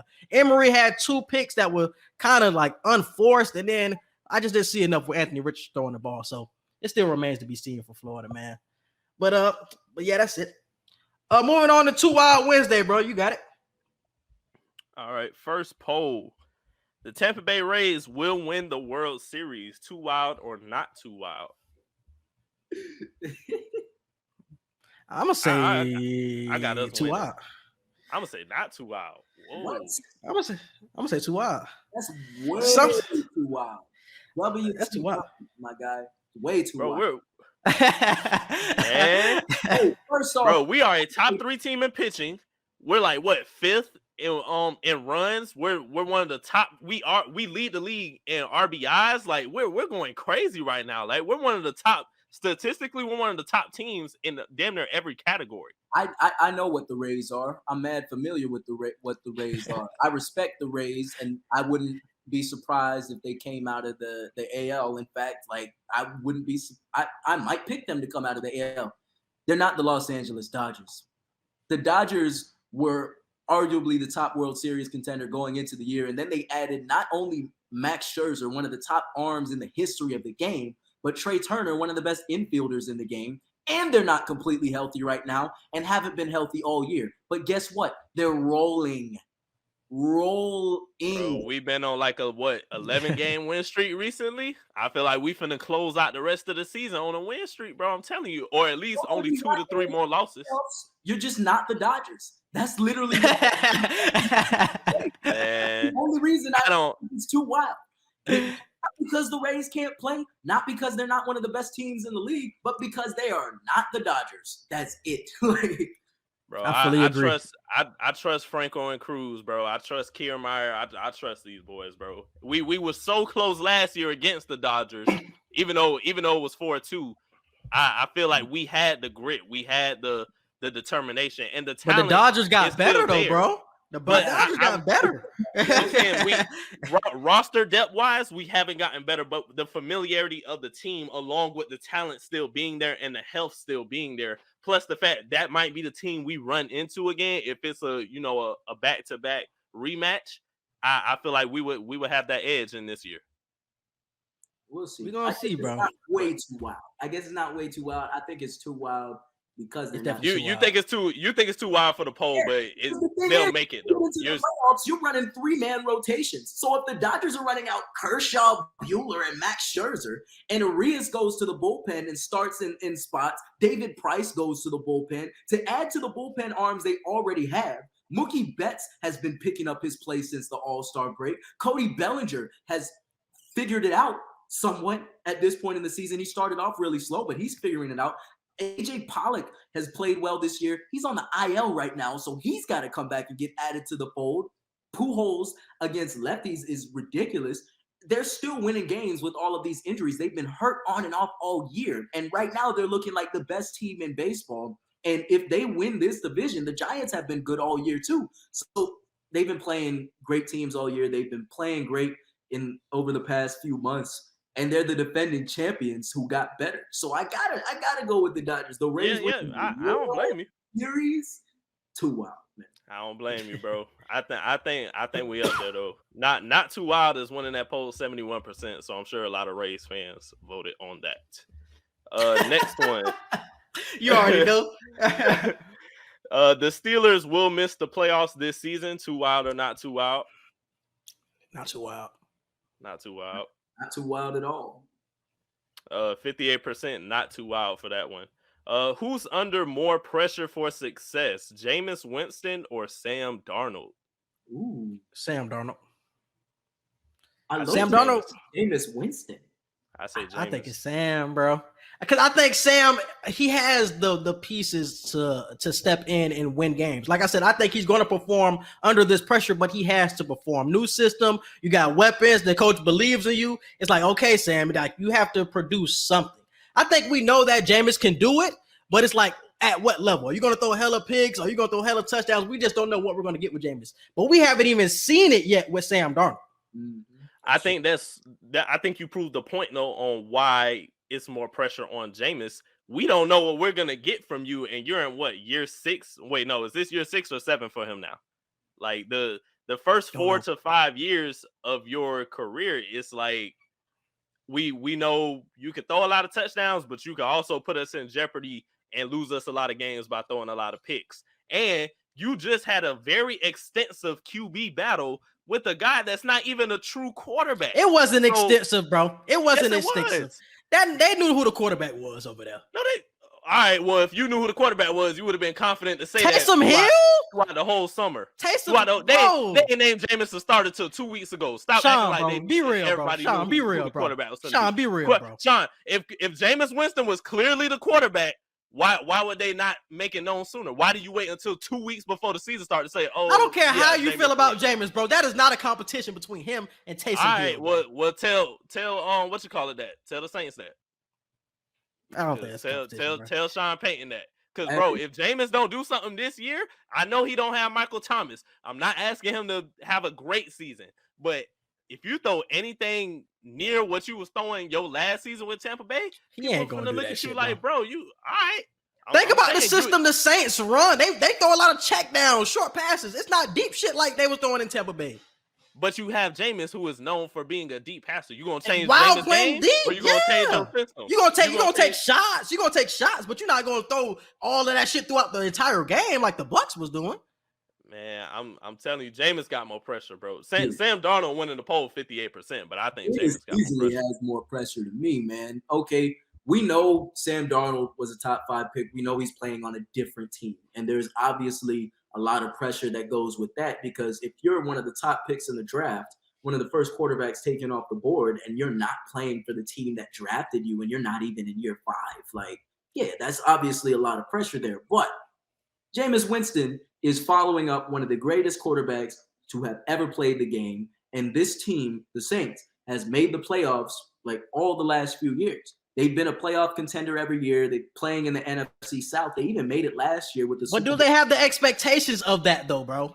I don't think a lot of their fans have the expectations like we're playoffs like that. I think they are realistic. Like 9-7 might be the peak for the team, or 9-8 might be the peak. 10-7 might be the peak for the team. But when you've had that kind of success, it's kind of hard to expect a huge drop off. So they're expecting Jameis Winston to be able to plug the holes, be a stopgap, just do what he needs to do. So, I mean, I think he has more pressure because everybody's expecting him to do something. Nobody really knows what's going to happen with Sam Darnold, and I think a lot of people are okay not knowing. But everybody expects Jameis to be a lot better than he's been over the course of his career, and we've already seen flashes of that talent. So we're expecting him to finally put it all together, you know?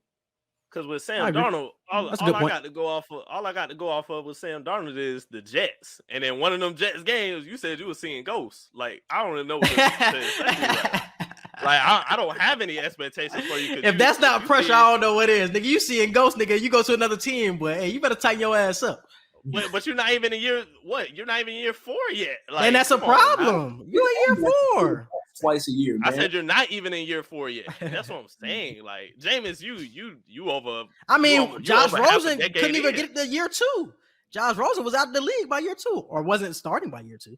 I don't know. I feel like. I mean, I don't think the years really matter anymore. More people agree with you though. Sam Darnold, 58% winning that poll.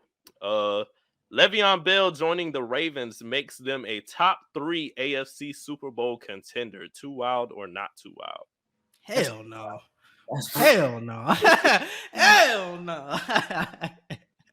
The Ravens I at said- full strength aren't a top 3 Super Bowl contender. We're not even talking about just the AFC. We're saying overall. No, he said AFC. He said AFC. I said AFC. Yeah. Oh, you said He said AFC. Okay. Yeah. AFC. That's Okay. all. I was like, damn, Yeah, it's y'all still wild. sounded It's still real wild as fuck. confident. Nah, it's still wild as fuck. I say not too wild. I got Chiefs, Bills, and Browns as my top 3, but it's not too wild to say that the Ravens adding The Le'Veon Titans Bell are clearly put better than them. up there.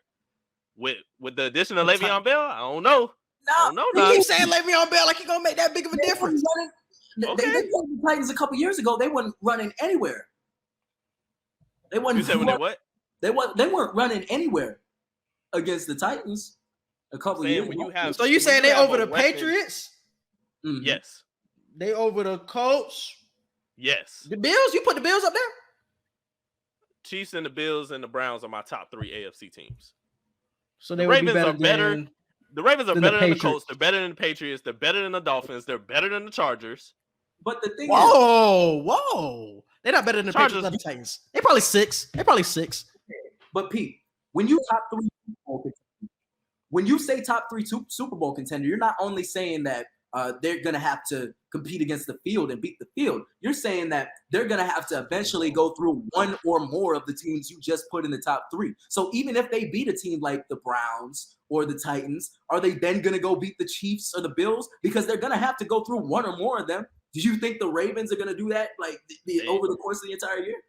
They Fully have a agree. strong chance, bro. They got a chance. Ah, hell no. They got a chance, bro. Ain't no strong chance. They got a chance. But more people agree with y'all. 58% too wild. Shout out 58% Lamar, too though. wild. Oh yeah, for sure. What's the best movie so far this year? Shang-Chi and the Legend of the Ten Rings, Candyman, Don't Breathe 2, or other? Don't Breathe 2 for sure. I feel like I was the only vote for Don't Breathe 2, but I accepted it. I say Shang-Chi. Man, Movie of the year over Cruella? So far. It says so far. What's the best movie of the year so far? I got Shang-Chi over Cruella. Cruella was my movie of the year for the You longest, just man. capped last review. You said Cruella's still the best. No, I had I said Shang-Chi, Candyman, Cruella. No, Shang-Chi, Candyman, Judas and the Black Messiah, Cruella, and Don't Breathe 2. Oh, now you capping, bro. You've been saying Cruella this whole time. No, I haven't. Yes, you Literally. have. Literally, our last movie review, I had Cruella in the top 5. I just didn't have them like number 1 anymore. Bro, you I said number Shang-Chi and Candyman. I said Shang-Chi and Candyman were better than Cruella. Shawn. What you got though, Shawn? I ain't been in the theaters this year, man. Like it's been me and wrestling. Like that's what. Damn. So the real winner of the best movie of the year is in our hearts, man. Like that's what. Hey, it's a lot of votes. The real movie It's a lot of votes for other on here, though. we made along the way, like that's how It's a lot of votes on here for other. So you might get a Cruella, you might get a Quiet Place 2 with them other votes. You might get Quiet Place 2 was fine. Yeah, you might get a few different votes. Judas and the Black Messiah could have been one of those other votes, you know. So people might Suicide Squad too. Please don't do that. Don't do that. I ain't seen it, so like Don't do that. Shang-Chi is winning that poll though, 59%. UCLA will be a top 5 ranked team before the end of the season. Too wild, not too wild. Big cap. Not too wild. Not too Well, wild. I I fully agree. I don't expect it, but I mean, if they win the Pac-12, you're gonna consider them for that spot anyway. So You still got to go through Oregon, bro. I don't think they get past Oregon. I We'll don't see. know. I see. say not too wild, bro. They playing real aggressive. I love their quarterback. I feel like But we they're- just talked they're a about all the complete team, teams. bro. We just had a whole argument about everybody that's going to be in the conversation for the college football playoff. We said Cincinnati, we said Texas A&M, we said Clemson, and that was damn near the top 5 because you already got Alabama and Oklahoma up there. So where does UCLA fit into that You whole said- situation? UCLA can make a jump this season. They can, because they're what, top 16 right now. I think they're number 16 if I'm not mistaken. Once they keep winning, by the end of the season, they could make a jump to a top 5 position. Like you said with Cincinnati, they can make a jump that high. They're already just there. almost Cincinnati already That's there. what I'm saying. Cincinnati just already almost there. I feel like UCLA can jump up to that level. it depends on how their wins look over the course of the season. So if they win the Pac-12 and they whoop everybody on the way there, then yeah, they might end up in the top 5. I don't expect it. I wouldn't put money on it, but is it too wild or not too wild? That's not too wild. I can see it. Too Wild is winning that poll, 57%. Next one. Who will have the most fantasy points this season? Christian McCaffrey, Derrick Henry, Dalvin Cook, or other? McCaffrey. That's a 1,000 man, bro. He gonna get the stats for sure. Hey, man. I say Christian McCaffrey. Assuming all of them are healthy, yeah, Christian McCaffrey handling business. McCaffrey got 36%, Derrick Henry at 24%, other at 23%, and Dalvin Cook at 17%. So Dalvin Cook getting last for that one. And the last poll, Cincinnati will make the college football playoff. Too wild or not too wild? Too wild to y'all niggas. Too wild. Not too wild, man. Too wild is winning that. Too Wild is winning 60%. Even if they deserved it, we know what's gonna happen. Like, come on. I can see your point. I can see your point. Let's move on with entertainment and current events. Let's start off with this Drake leaks Kanye and Andre 3000 track. Hey, you can dive more into it. So Kanye West leaked the track with Andre 3000 featuring. It wasn't originally supposed to be a diss track, but when Kanye made it, I think he made tweaks to his verse after they originally made the song. So Andre 3000 isn't on there dissing Drake or dissing anybody, but his verse is on the song now with Kanye dissing Drake and whoever else he may be dissing. Andre 3000 came out with a statement saying that he didn't want the song to leak this way. He didn't want to be a part of this because he's admitted, I want to work with Drake. I want to work with Jay-Z. I want to work with a lot of these new young rappers who are hot now. Like, I don't want to be in the middle of any of this type of stuff. So I thought it was weird. But Drake is the one who leaked the song, but we know why. That's what I'm saying. But because, his thing with Kanye. So, and I think this all goes back to the video of him laughing in the car. You got the song 7 a.m. on Bridal Path. But I think he was like, not only am I going to talk my shit in this song, I'm going to leak the song that you didn't want to get out. Granted, somebody got to be the middleman in the way that gets hurt, which is Andre 3000. That's messed up. But hey, we at war right now. You either in the middle or that's going to get fired on, or you going to choose your side. This shit lame on both sides, on Kanye's side and on Drake's side. This shit lame, bro. As for Drake, why are you leaking that shit? Like, it's so unnecessary, being that you have the upper hand, bro. You won. Niggas is fucking with your album more. Like, the beef with Kanye is so played out to me. Like, I thought this shit died out a couple weeks ago and it's just starting to rekindle some fire, and it doesn't even make sense for real. Like, just get over the shit. He released or exposed the news about your son, bro. It's cool. Now your son is known to everybody. It's cool. Like, that situation is deaded. So for you to drop this and for Andre to be the middleman, what's more shit? I don't know. We don't know these. I don't think there's more shit. I think it's just two niggas being lame, bro. I really do. Kanye putting a Drake diss. It was such a beautiful verse by Andre 3000, bro. He was being so open, talking about his mother, talking about Kanye's mother, Donda. Like, it was so open, and for you to put that trash Drake diss at the back end was like, come on, Ye. You done been a part of too many beautiful tracks to do that dumb shit, bro. It even makes sense. Even if you were just thinking about putting that shit out, that was bad on your part. And I don't even know how the fuck Drake got his hands on that shit anyway. Because like he said in the song, on one of his songs, I give your niggas motivation. Your circle slowly shrinking. I see people escaping. He got people that he had Kid Cudi on the album. Kid Cudi probably could have gave it to him. Because remember, Drake and Kid Cudi had a beef at one time. But obviously, that's not happening anymore. Kid Cudi is usually on Kanye's side with good music and all These that. These niggas are 40 years old, bro. Hey, these niggas are 40. Andre 3K is 50 something. Like, come on, though. What are we doing here?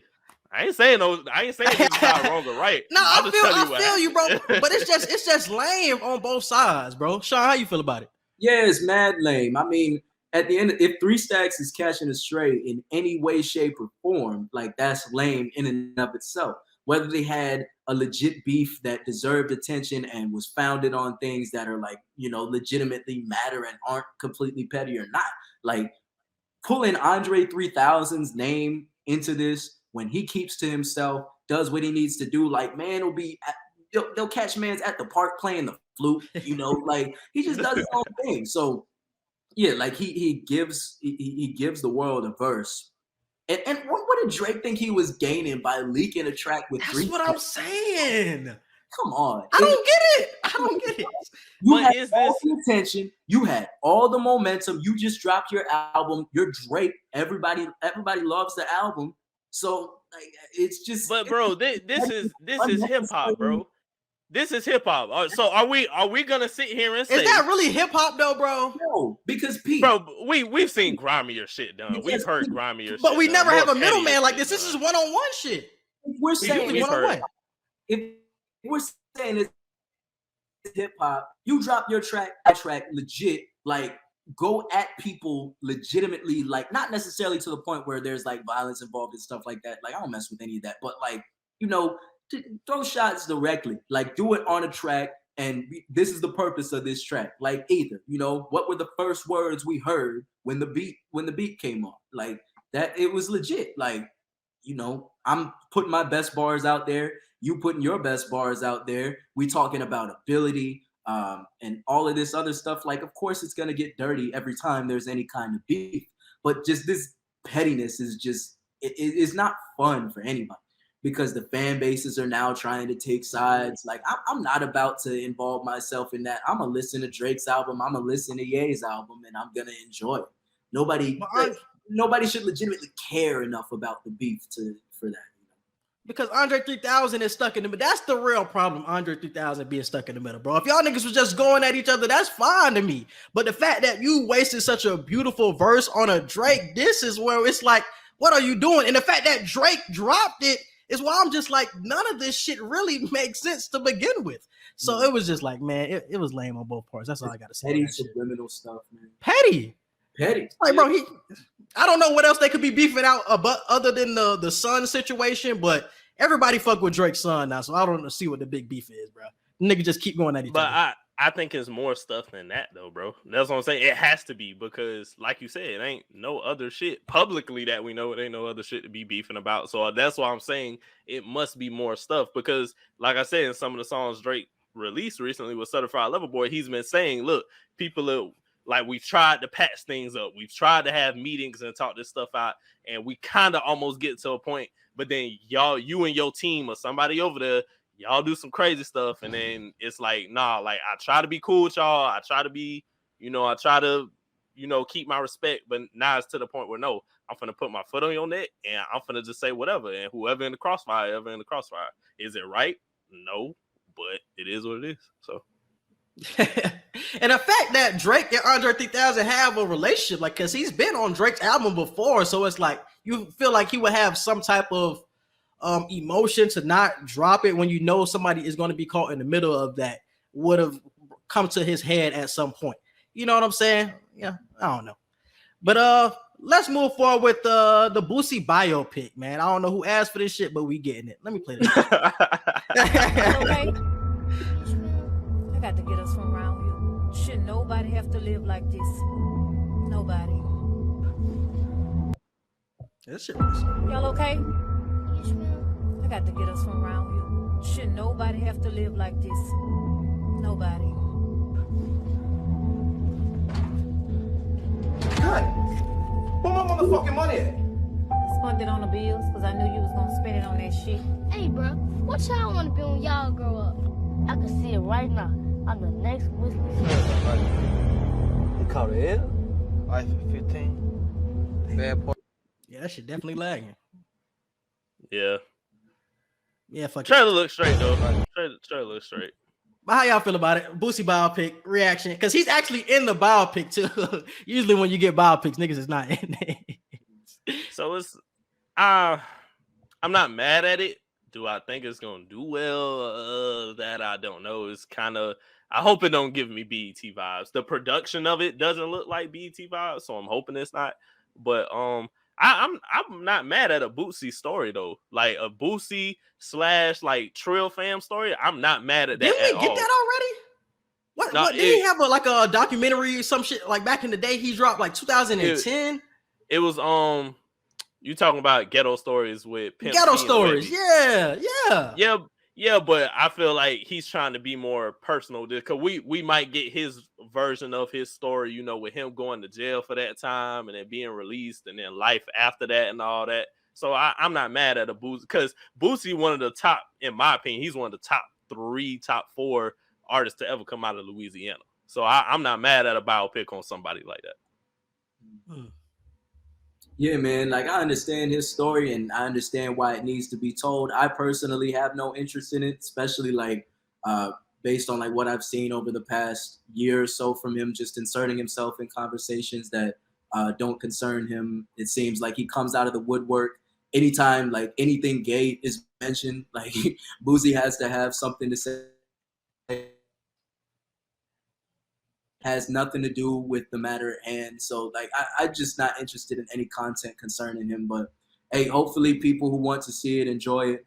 I remember him getting out of jail. I used to live in Louisiana, so like, you know, whatever. Like I hope people enjoy it who want to go see it. I personally have no interest in it. Yes, I agree.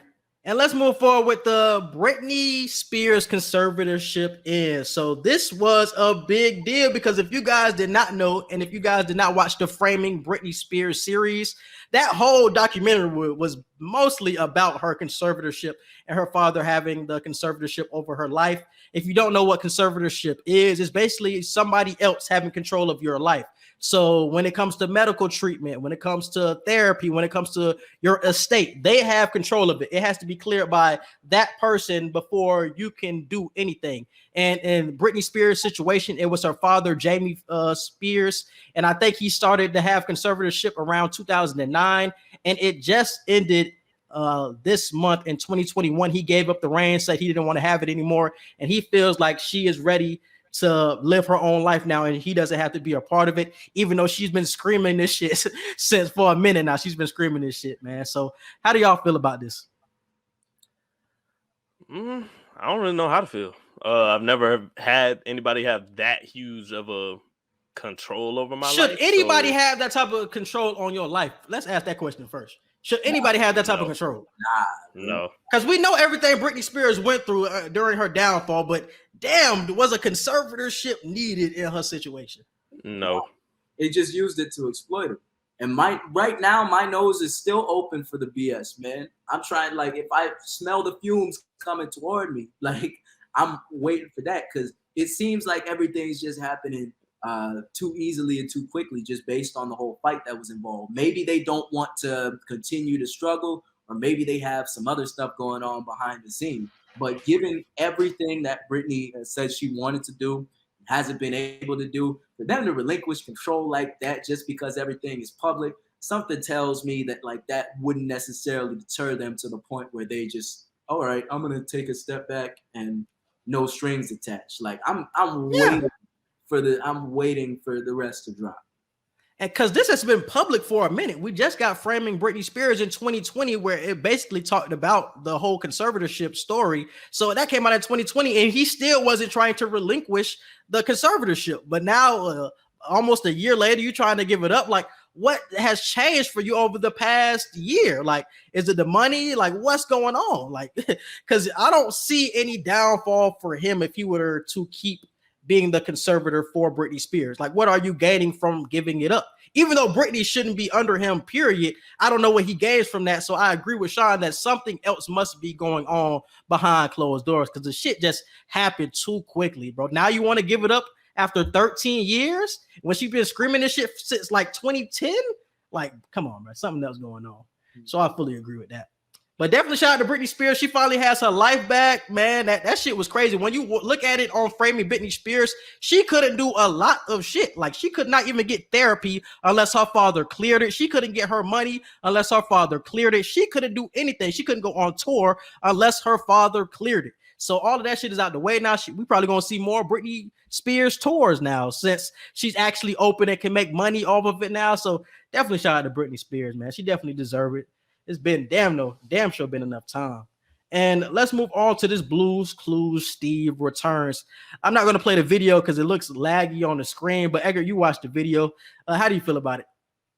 It was a lot of closure, bro. It was closure that I didn't even know I needed, bro. Because when Steve left Blue's Clues, I wasn't watching it anymore, but it was still a moment where it's like, damn, like that's one of your OG shows like you used to watch. So just to see him abruptly leave like that, and everybody's like, whoa, like they replacing Steve, and there's no story on what happened. For him to come back and say, hey guys, like I've been, getting my life together. I went to college. I found out what I wanted to do. Like I ended up succeeding in things that I was passionate about, blah, blah, blah. And I just wanted to come back and tell y'all I never forgot about y'all. Like that hit home because it's like, bro, it made you feel like, damn, we really getting old, bro. Like Steve is like old telling us about his life and shit. So it tugged my heartstrings because I'm like, I was one of them people like, damn, not Steve. Because Blue's Clues, I heard it just ain't been the same without him. Like certain shows, I feel like you just got to end it when certain characters leave. Yeah. I seen the video, but I didn't really feel any type of way. It was just like, okay.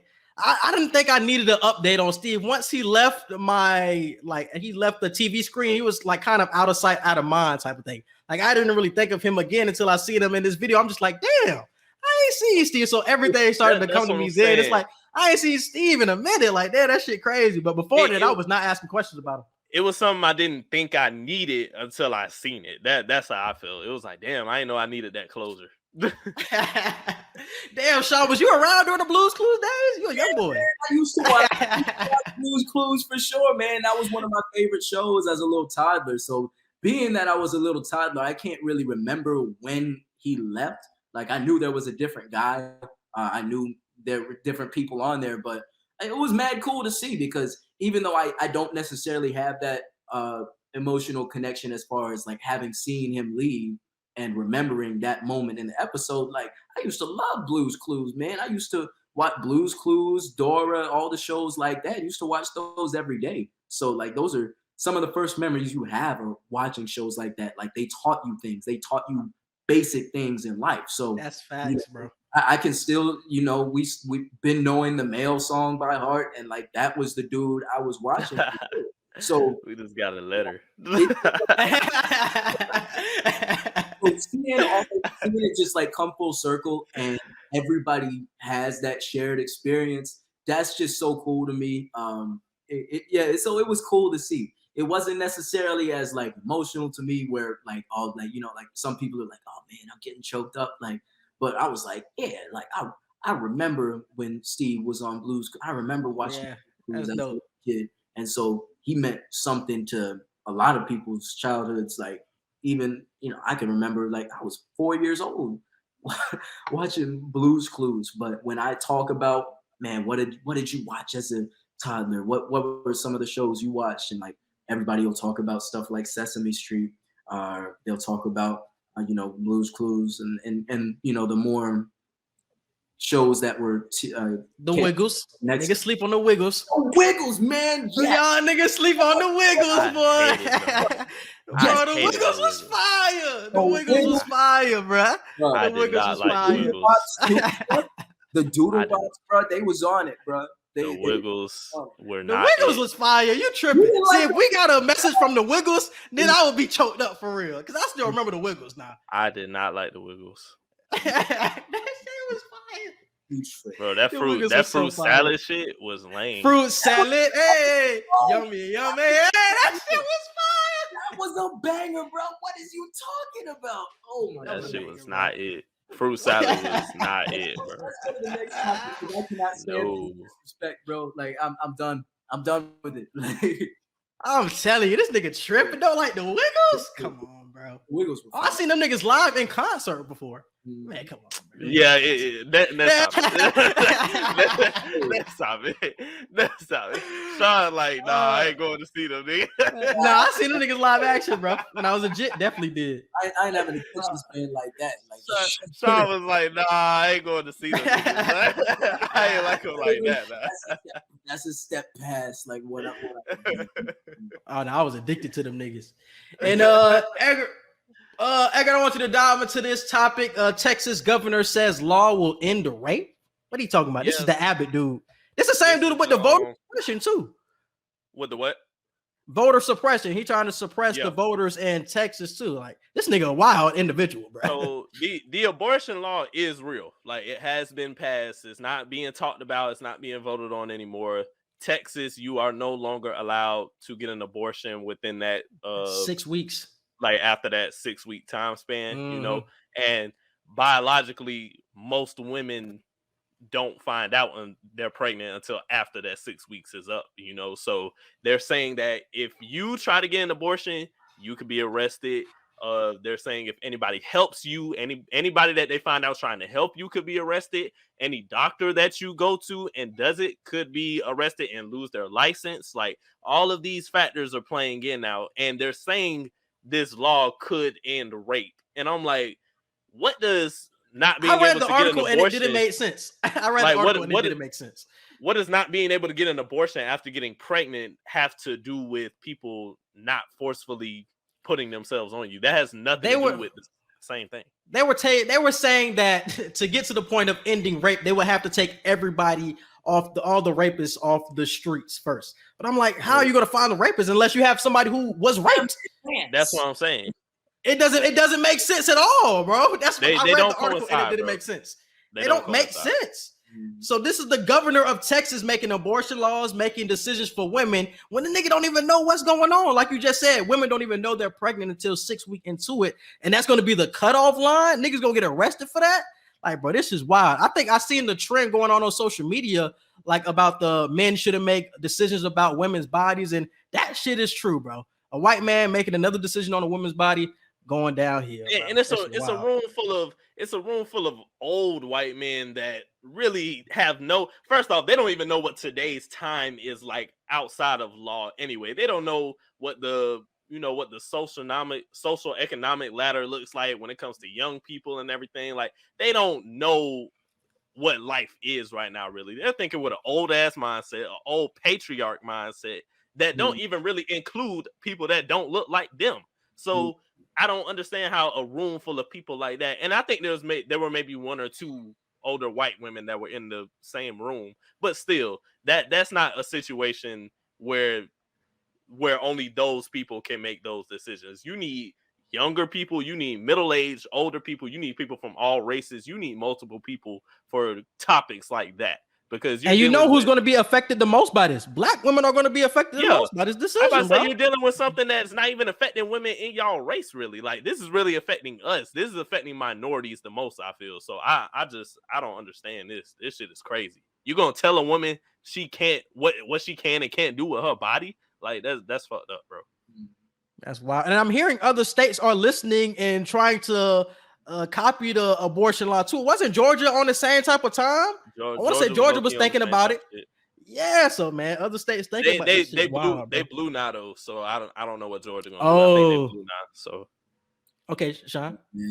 Yeah, I'm from Texas. I still got some people I know there. So after seeing these people not do anything about the whole electrical grid and the infrastructure there, to the point where people were literally freezing to death this past winter during that situation, which they were warned about over the years, like 20 years ago, were warned about.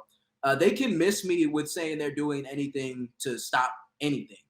And on top of that, like when we talk about abortion in the United States, like we never talk about genuine solutions that would actually decrease the number of abortions in the country because less people need abortions. It's always about punishment and the deterrent being jail, when we have the largest prison population in the world. So obviously that solution is not working enough to stop these types of things from happening. So it's not a legitimate deterrent, and it's cruel and it's inhumane. So that's just talking about the whole punishment aspect to it, but that's not even getting into the fact that we don't have comprehensive and reliable sex ed in this country. So people are arguing over like the humanity of the life at that point when they don't study that in school in depth. A lot of people will say just don't have sex when there's not enough sex ed for people to understand what to do safely. So and then it just comes down to just controlling what women can do when men are the ones getting people pregnant, and they can get people pregnant at any point during the year. There's only a certain part of the month where women can even get pregnant. So we're focusing in on women not being able to get abortions. There's no sex ed. There's nothing being done about poverty. There's nothing being done about any of the reasons why people get abortions. And everybody talks about adoption as an option, but those systems need to be overhauled too. So it's like they don't want to do anything for any of the issues surrounding things. They're not asking people why they feel they need an abortion. And do they think people are just getting them willy-nilly as birth control? I'm telling you. It's a healthcare procedure. Healthcare in this country should be free, bro. We got free vaccines, and that was a revelation, bro. So do people think that anybody's just paying $1,000 to just go get an abortion? They created this boogeyman and using it as a political tool so that it can get brownie points with people who just suck. So like it's very frustrating. I've been more upset with it in recent times, but there are a lot of things they do which force me to have to sit down and consider, like, okay, what am I feeling? Why am I feeling that way? And what should I say about it, so that I'm not just going willy-nilly like Greg Abbott, I hope you choke on dry chicken, stuff like that. You know, it's just very frustrating. And I hope the Supreme Court eventually does something about the law, but as it stands right now, it's just very harmful, and they're not actually pursuing actual solutions. Meanwhile, like police municipalities are steady getting more money and more money, and they're treating to fund the police like some boogeyman. But they don't actually want to decrease like the amount of abortions. They don't want to stop people from needing abortions. There's never that kind of focus. They never talk about that kind of focus. And it's all, like we said, it's always men making these decisions on what women should do. There's just no kind of education based on miseducation, misinformation, and they just run with it and pass laws. These people are going to be gone in 30 years. So it's just ridiculousness. Shit is definitely crazy, bro. Edgar, got anything else on that? No, that's it. All right, man. Then let's move forward with the Certified Lover Boy reaction. So Drake did drop this week. The album was a Drake album. We knew what we was going to get with Drake. And how do y'all feel about it, man? What would y'all rate it? And what were you probably rank it among his best albums? What would I rank? Like 1 to 10? 8.5. And where would you put it? Was this better than Views? It could be was top this better 5. than Take Care? Okay. Certified Lover Boy is top 5 for sure. So this is better than Scorpion. My top 5 is personally, this is my top 5 because I know what the number one should be, but my top 5 is Thank Me Later, Take Care, Nothing Was the Same, Certified Lover Boy, then Views. Oh, you son of a bitch. You know Views better than that shit. Nah, I got Certified Lover Boy for Views. Shawn? I don't know. I just liked his switch ups a lot better than Views.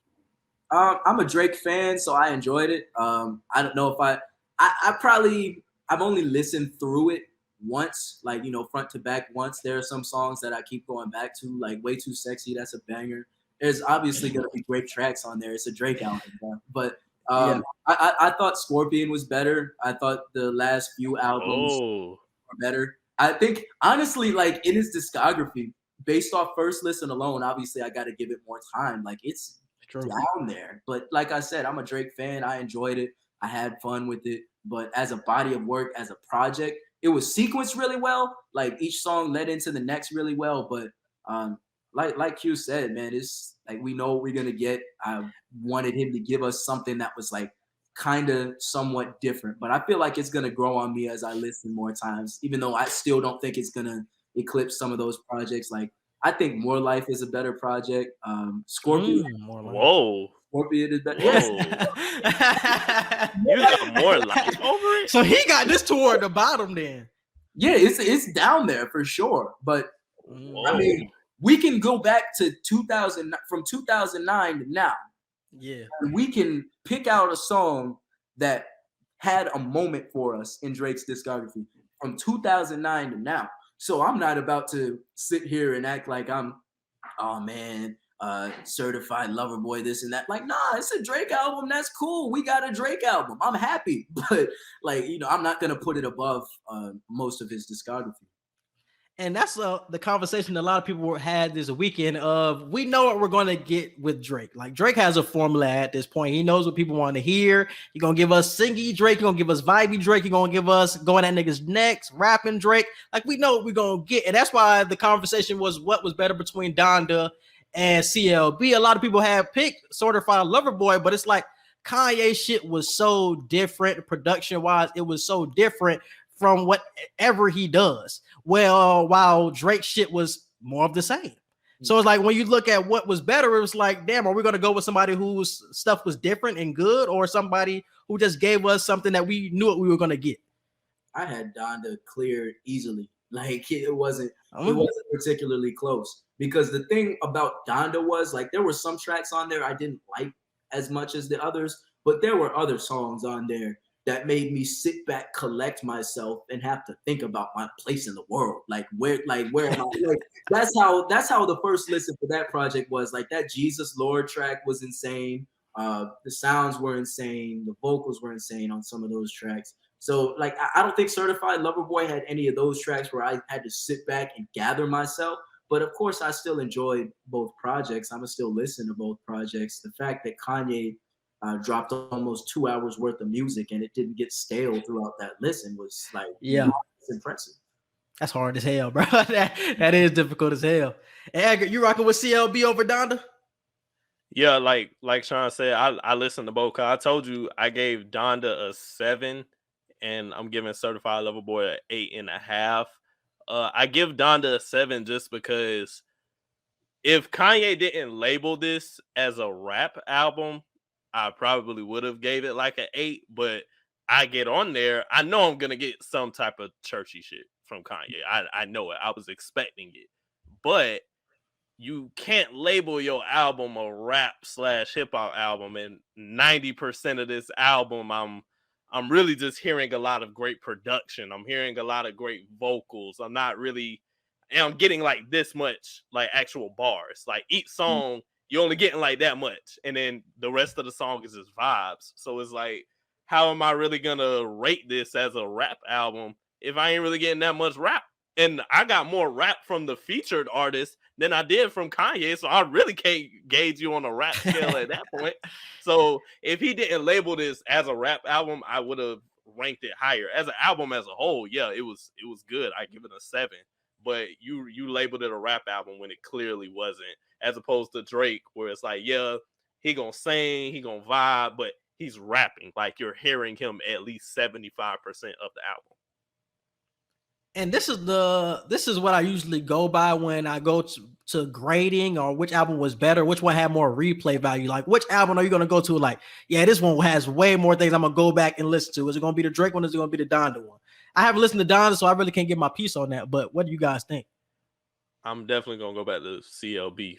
To listen, to play in the car, to play when I'm around people, you're doing that with CLB. Yeah, it's all situational. So Drake's album being shorter helps, because if I have to hop in the car and go somewhere, if I don't have a long drive, I'm not going to play a 2-hour-long album. So Kanye's album kind of shoots itself in the foot with that. But there are some tracks on there that I'm going to go to a lot, that I'll continue to go to a lot, and that I like more than anything on Certified Lover Boy. Even though, like, if we're talking about listening through the whole project just on a whim, like, yeah, Certified Love. But at the same time, like, an album like To Pimp a Butterfly, I don't go to every week, but it's still like my favorite album of all time, for sure. So, it's just, it's all agreed situations, you feel. All right, man, and let's move forward with Past the Ox, man. What y'all boys got for song of the week? I got The Remorse. The Remorse is my favorite song off CLB. So that's my song of the week. It's between Poppy's Home and Get Along Better. I'm gonna slide with that Poppy's Home. That shit go crazy. That Poppy's Home go crazy, boy. All right, Shawn. Man, like, I didn't expect to be picking a song, but I'm gonna just go off like what I listened to this morning. When I woke up, the second, or I guess The second track I played today was Wave Files by Lupe Fiasco. That track is hard. Like, that track is fire. Real by Lupe Fiasco too. I played those back to back. Those are fire. I guess they're both just grooves, man. They both fire. Mm-hmm. Lupe It's Goldie. funny because a lot of people don't know how good Lupe is. I feel like middle school, if you were like listening to Lupe in middle school, you really know how good he is. But I feel like he high key gets forgotten when people think of like the greatest rappers of all time. Like Lupe is up there, bro. He's up, but I feel like he just gets forgotten, bro, because he was like in that middle school range where it's like, bro, Lupe's got it, bro. That nigga's there. I got lucky because I had NBA Live 07 growing up. So like Kick Push was on that soundtrack. And video games were how I got exposed to a lot of music, especially playing sports games. So like you got exposed to a lot of artists who I otherwise wouldn't have listened to. Nowadays, like looking at hip hop like I do, trying to break everything down to like the nitty gritty. Like, yeah, I listen to a lot of Lupe. So, you know, I'm going through the projects I haven't listened to yet and just enjoying those with the mind I have now. It's mad cool. Yeah, Lupe one of the greatest, bro, for sure. Because we had that conversation of like Mount Rushmores of like the 2000s and Mount Rushmores of the 2010s, and I brought up Lupe's name. Like, I wouldn't be surprised if somebody said Lupe of the 2010s or late 2000s, like they put Lupe in there. I wouldn't be mad because he's up there for sure. Like when you talk about the Kendricks, like bro, it's not crazy to say Lupe right there or Lupe in front of him. It's not that crazy. Lupe, one of the top 5 lyricists of all time. Like exactly. Like from the top 5 wordplay, bro. I'm telling you, Lupe up there, bro. Lupe is up there, bro. If you don't want to press play, bro, grab a sheet and print the lyrics out, my guy. They're ridiculous. Like, I'm not saying he's not raw. Lupe is definitely raw, but top 5 dude, because he does. Lupe is up there. Nobody else in the game does top 5 done. Like, just his style of lyricism is so specific and unique to him. Nobody has ever sounded like him. Your argument is strong. And like I just don't know about top 5 bars. Like from a like the on I Got You off of Food and Liquor. That whole run he went on talking about like soap. Let me read this off, bro. Let me read this off. And this ain't even like one of his absolute best. Nah, it ain't. You know, breakdown. Food and Liquor. That's definitely his best one. Yeah, hold up. Let me find this. Okay. He says, welcome all of y'all to my dark recesses. This is where I keep the bars like bathtub etchings. My ivories and my doves, my levers and my zest. It takes half of your bubble bath to match the freshness. And then he eventually finishes the whole run with fudge with it, get a mouthful of soap. So it's like just the double entendres, the wordplay, everything he does, like yeah. And for all of it, and then this dude did that on a Neptune's beat. Like, come on, man. I just you could put Lupe top 10 for me, but top 5. I get what you bro. During the 2000s, bro, Lupe had it, bro. Like I said, during middle school, Lupe was that guy. During that time, I won't. Lupe was that guy. You can make that argument. But sometimes all you gotta time, have some wiggle room. You feel like just to like give space for other people. I'm talking lyricists, like lyricists. That's what I'm saying. Like lyricists, like I still don't know about top 5. Like lyricists, nobody in this millennium. Like nobody who come out in this millennium besides maybe Kendrick touching Lupe as far as lyrics. That's what I said, bro. Whoa. That's what I said. Like, bro, that's what I told you. When people say Kendrick and Lupe, it's like, bro, how can you put Lupe above Kendrick? Because he was before him. Most definitely. Yeah. Yeah.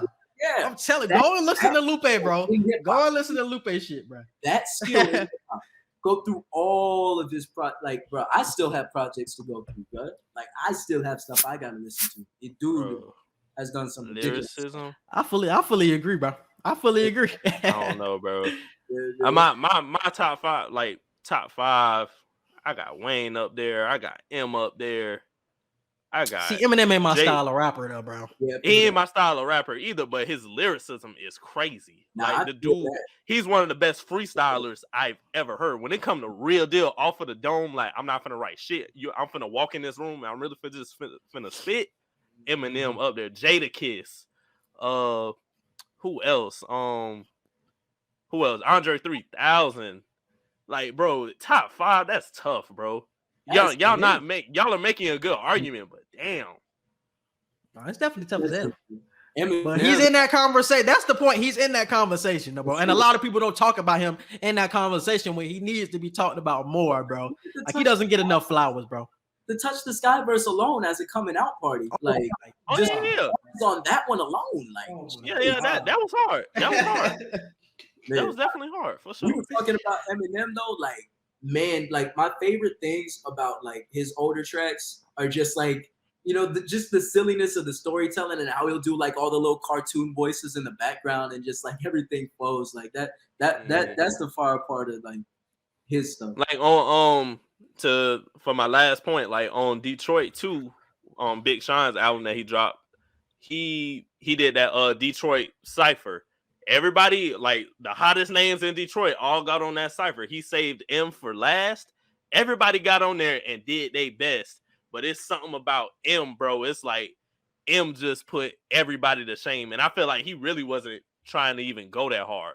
He was just vibing. And it was still like, bro, somebody could be going their absolute hardest with their lyrics, and Eminem could just vibe, and he'll still go like 10 times harder than you. No, he one of the goats for sure. He up there. He just ain't my cup of tea. When it comes to making songs and hits, you can look at him like, but if you just really like breaking down like who got best lyrics, like who can make bars for real, M is up there. Yeah, everybody got their own unique style. You feel like nobody's rapping like Eminem, nobody's rapping like Lupe, nobody's rapping like 3 Stacks. So it's a lot of guys that can be considered up there. So it's like none of it is like, you know, crazy hot take to say. You feel like all of it makes sense. All right, man. We have reached the end of the show. Before we get out of here, Shawn, I want you to hit them with the social media, man. Hit them with your socials. Once again, I'm gonna hit y'all with the social media. On Twitter, I am Shawn_Humphrey2. That's SHAWN _HUMPHREY and then the number 2.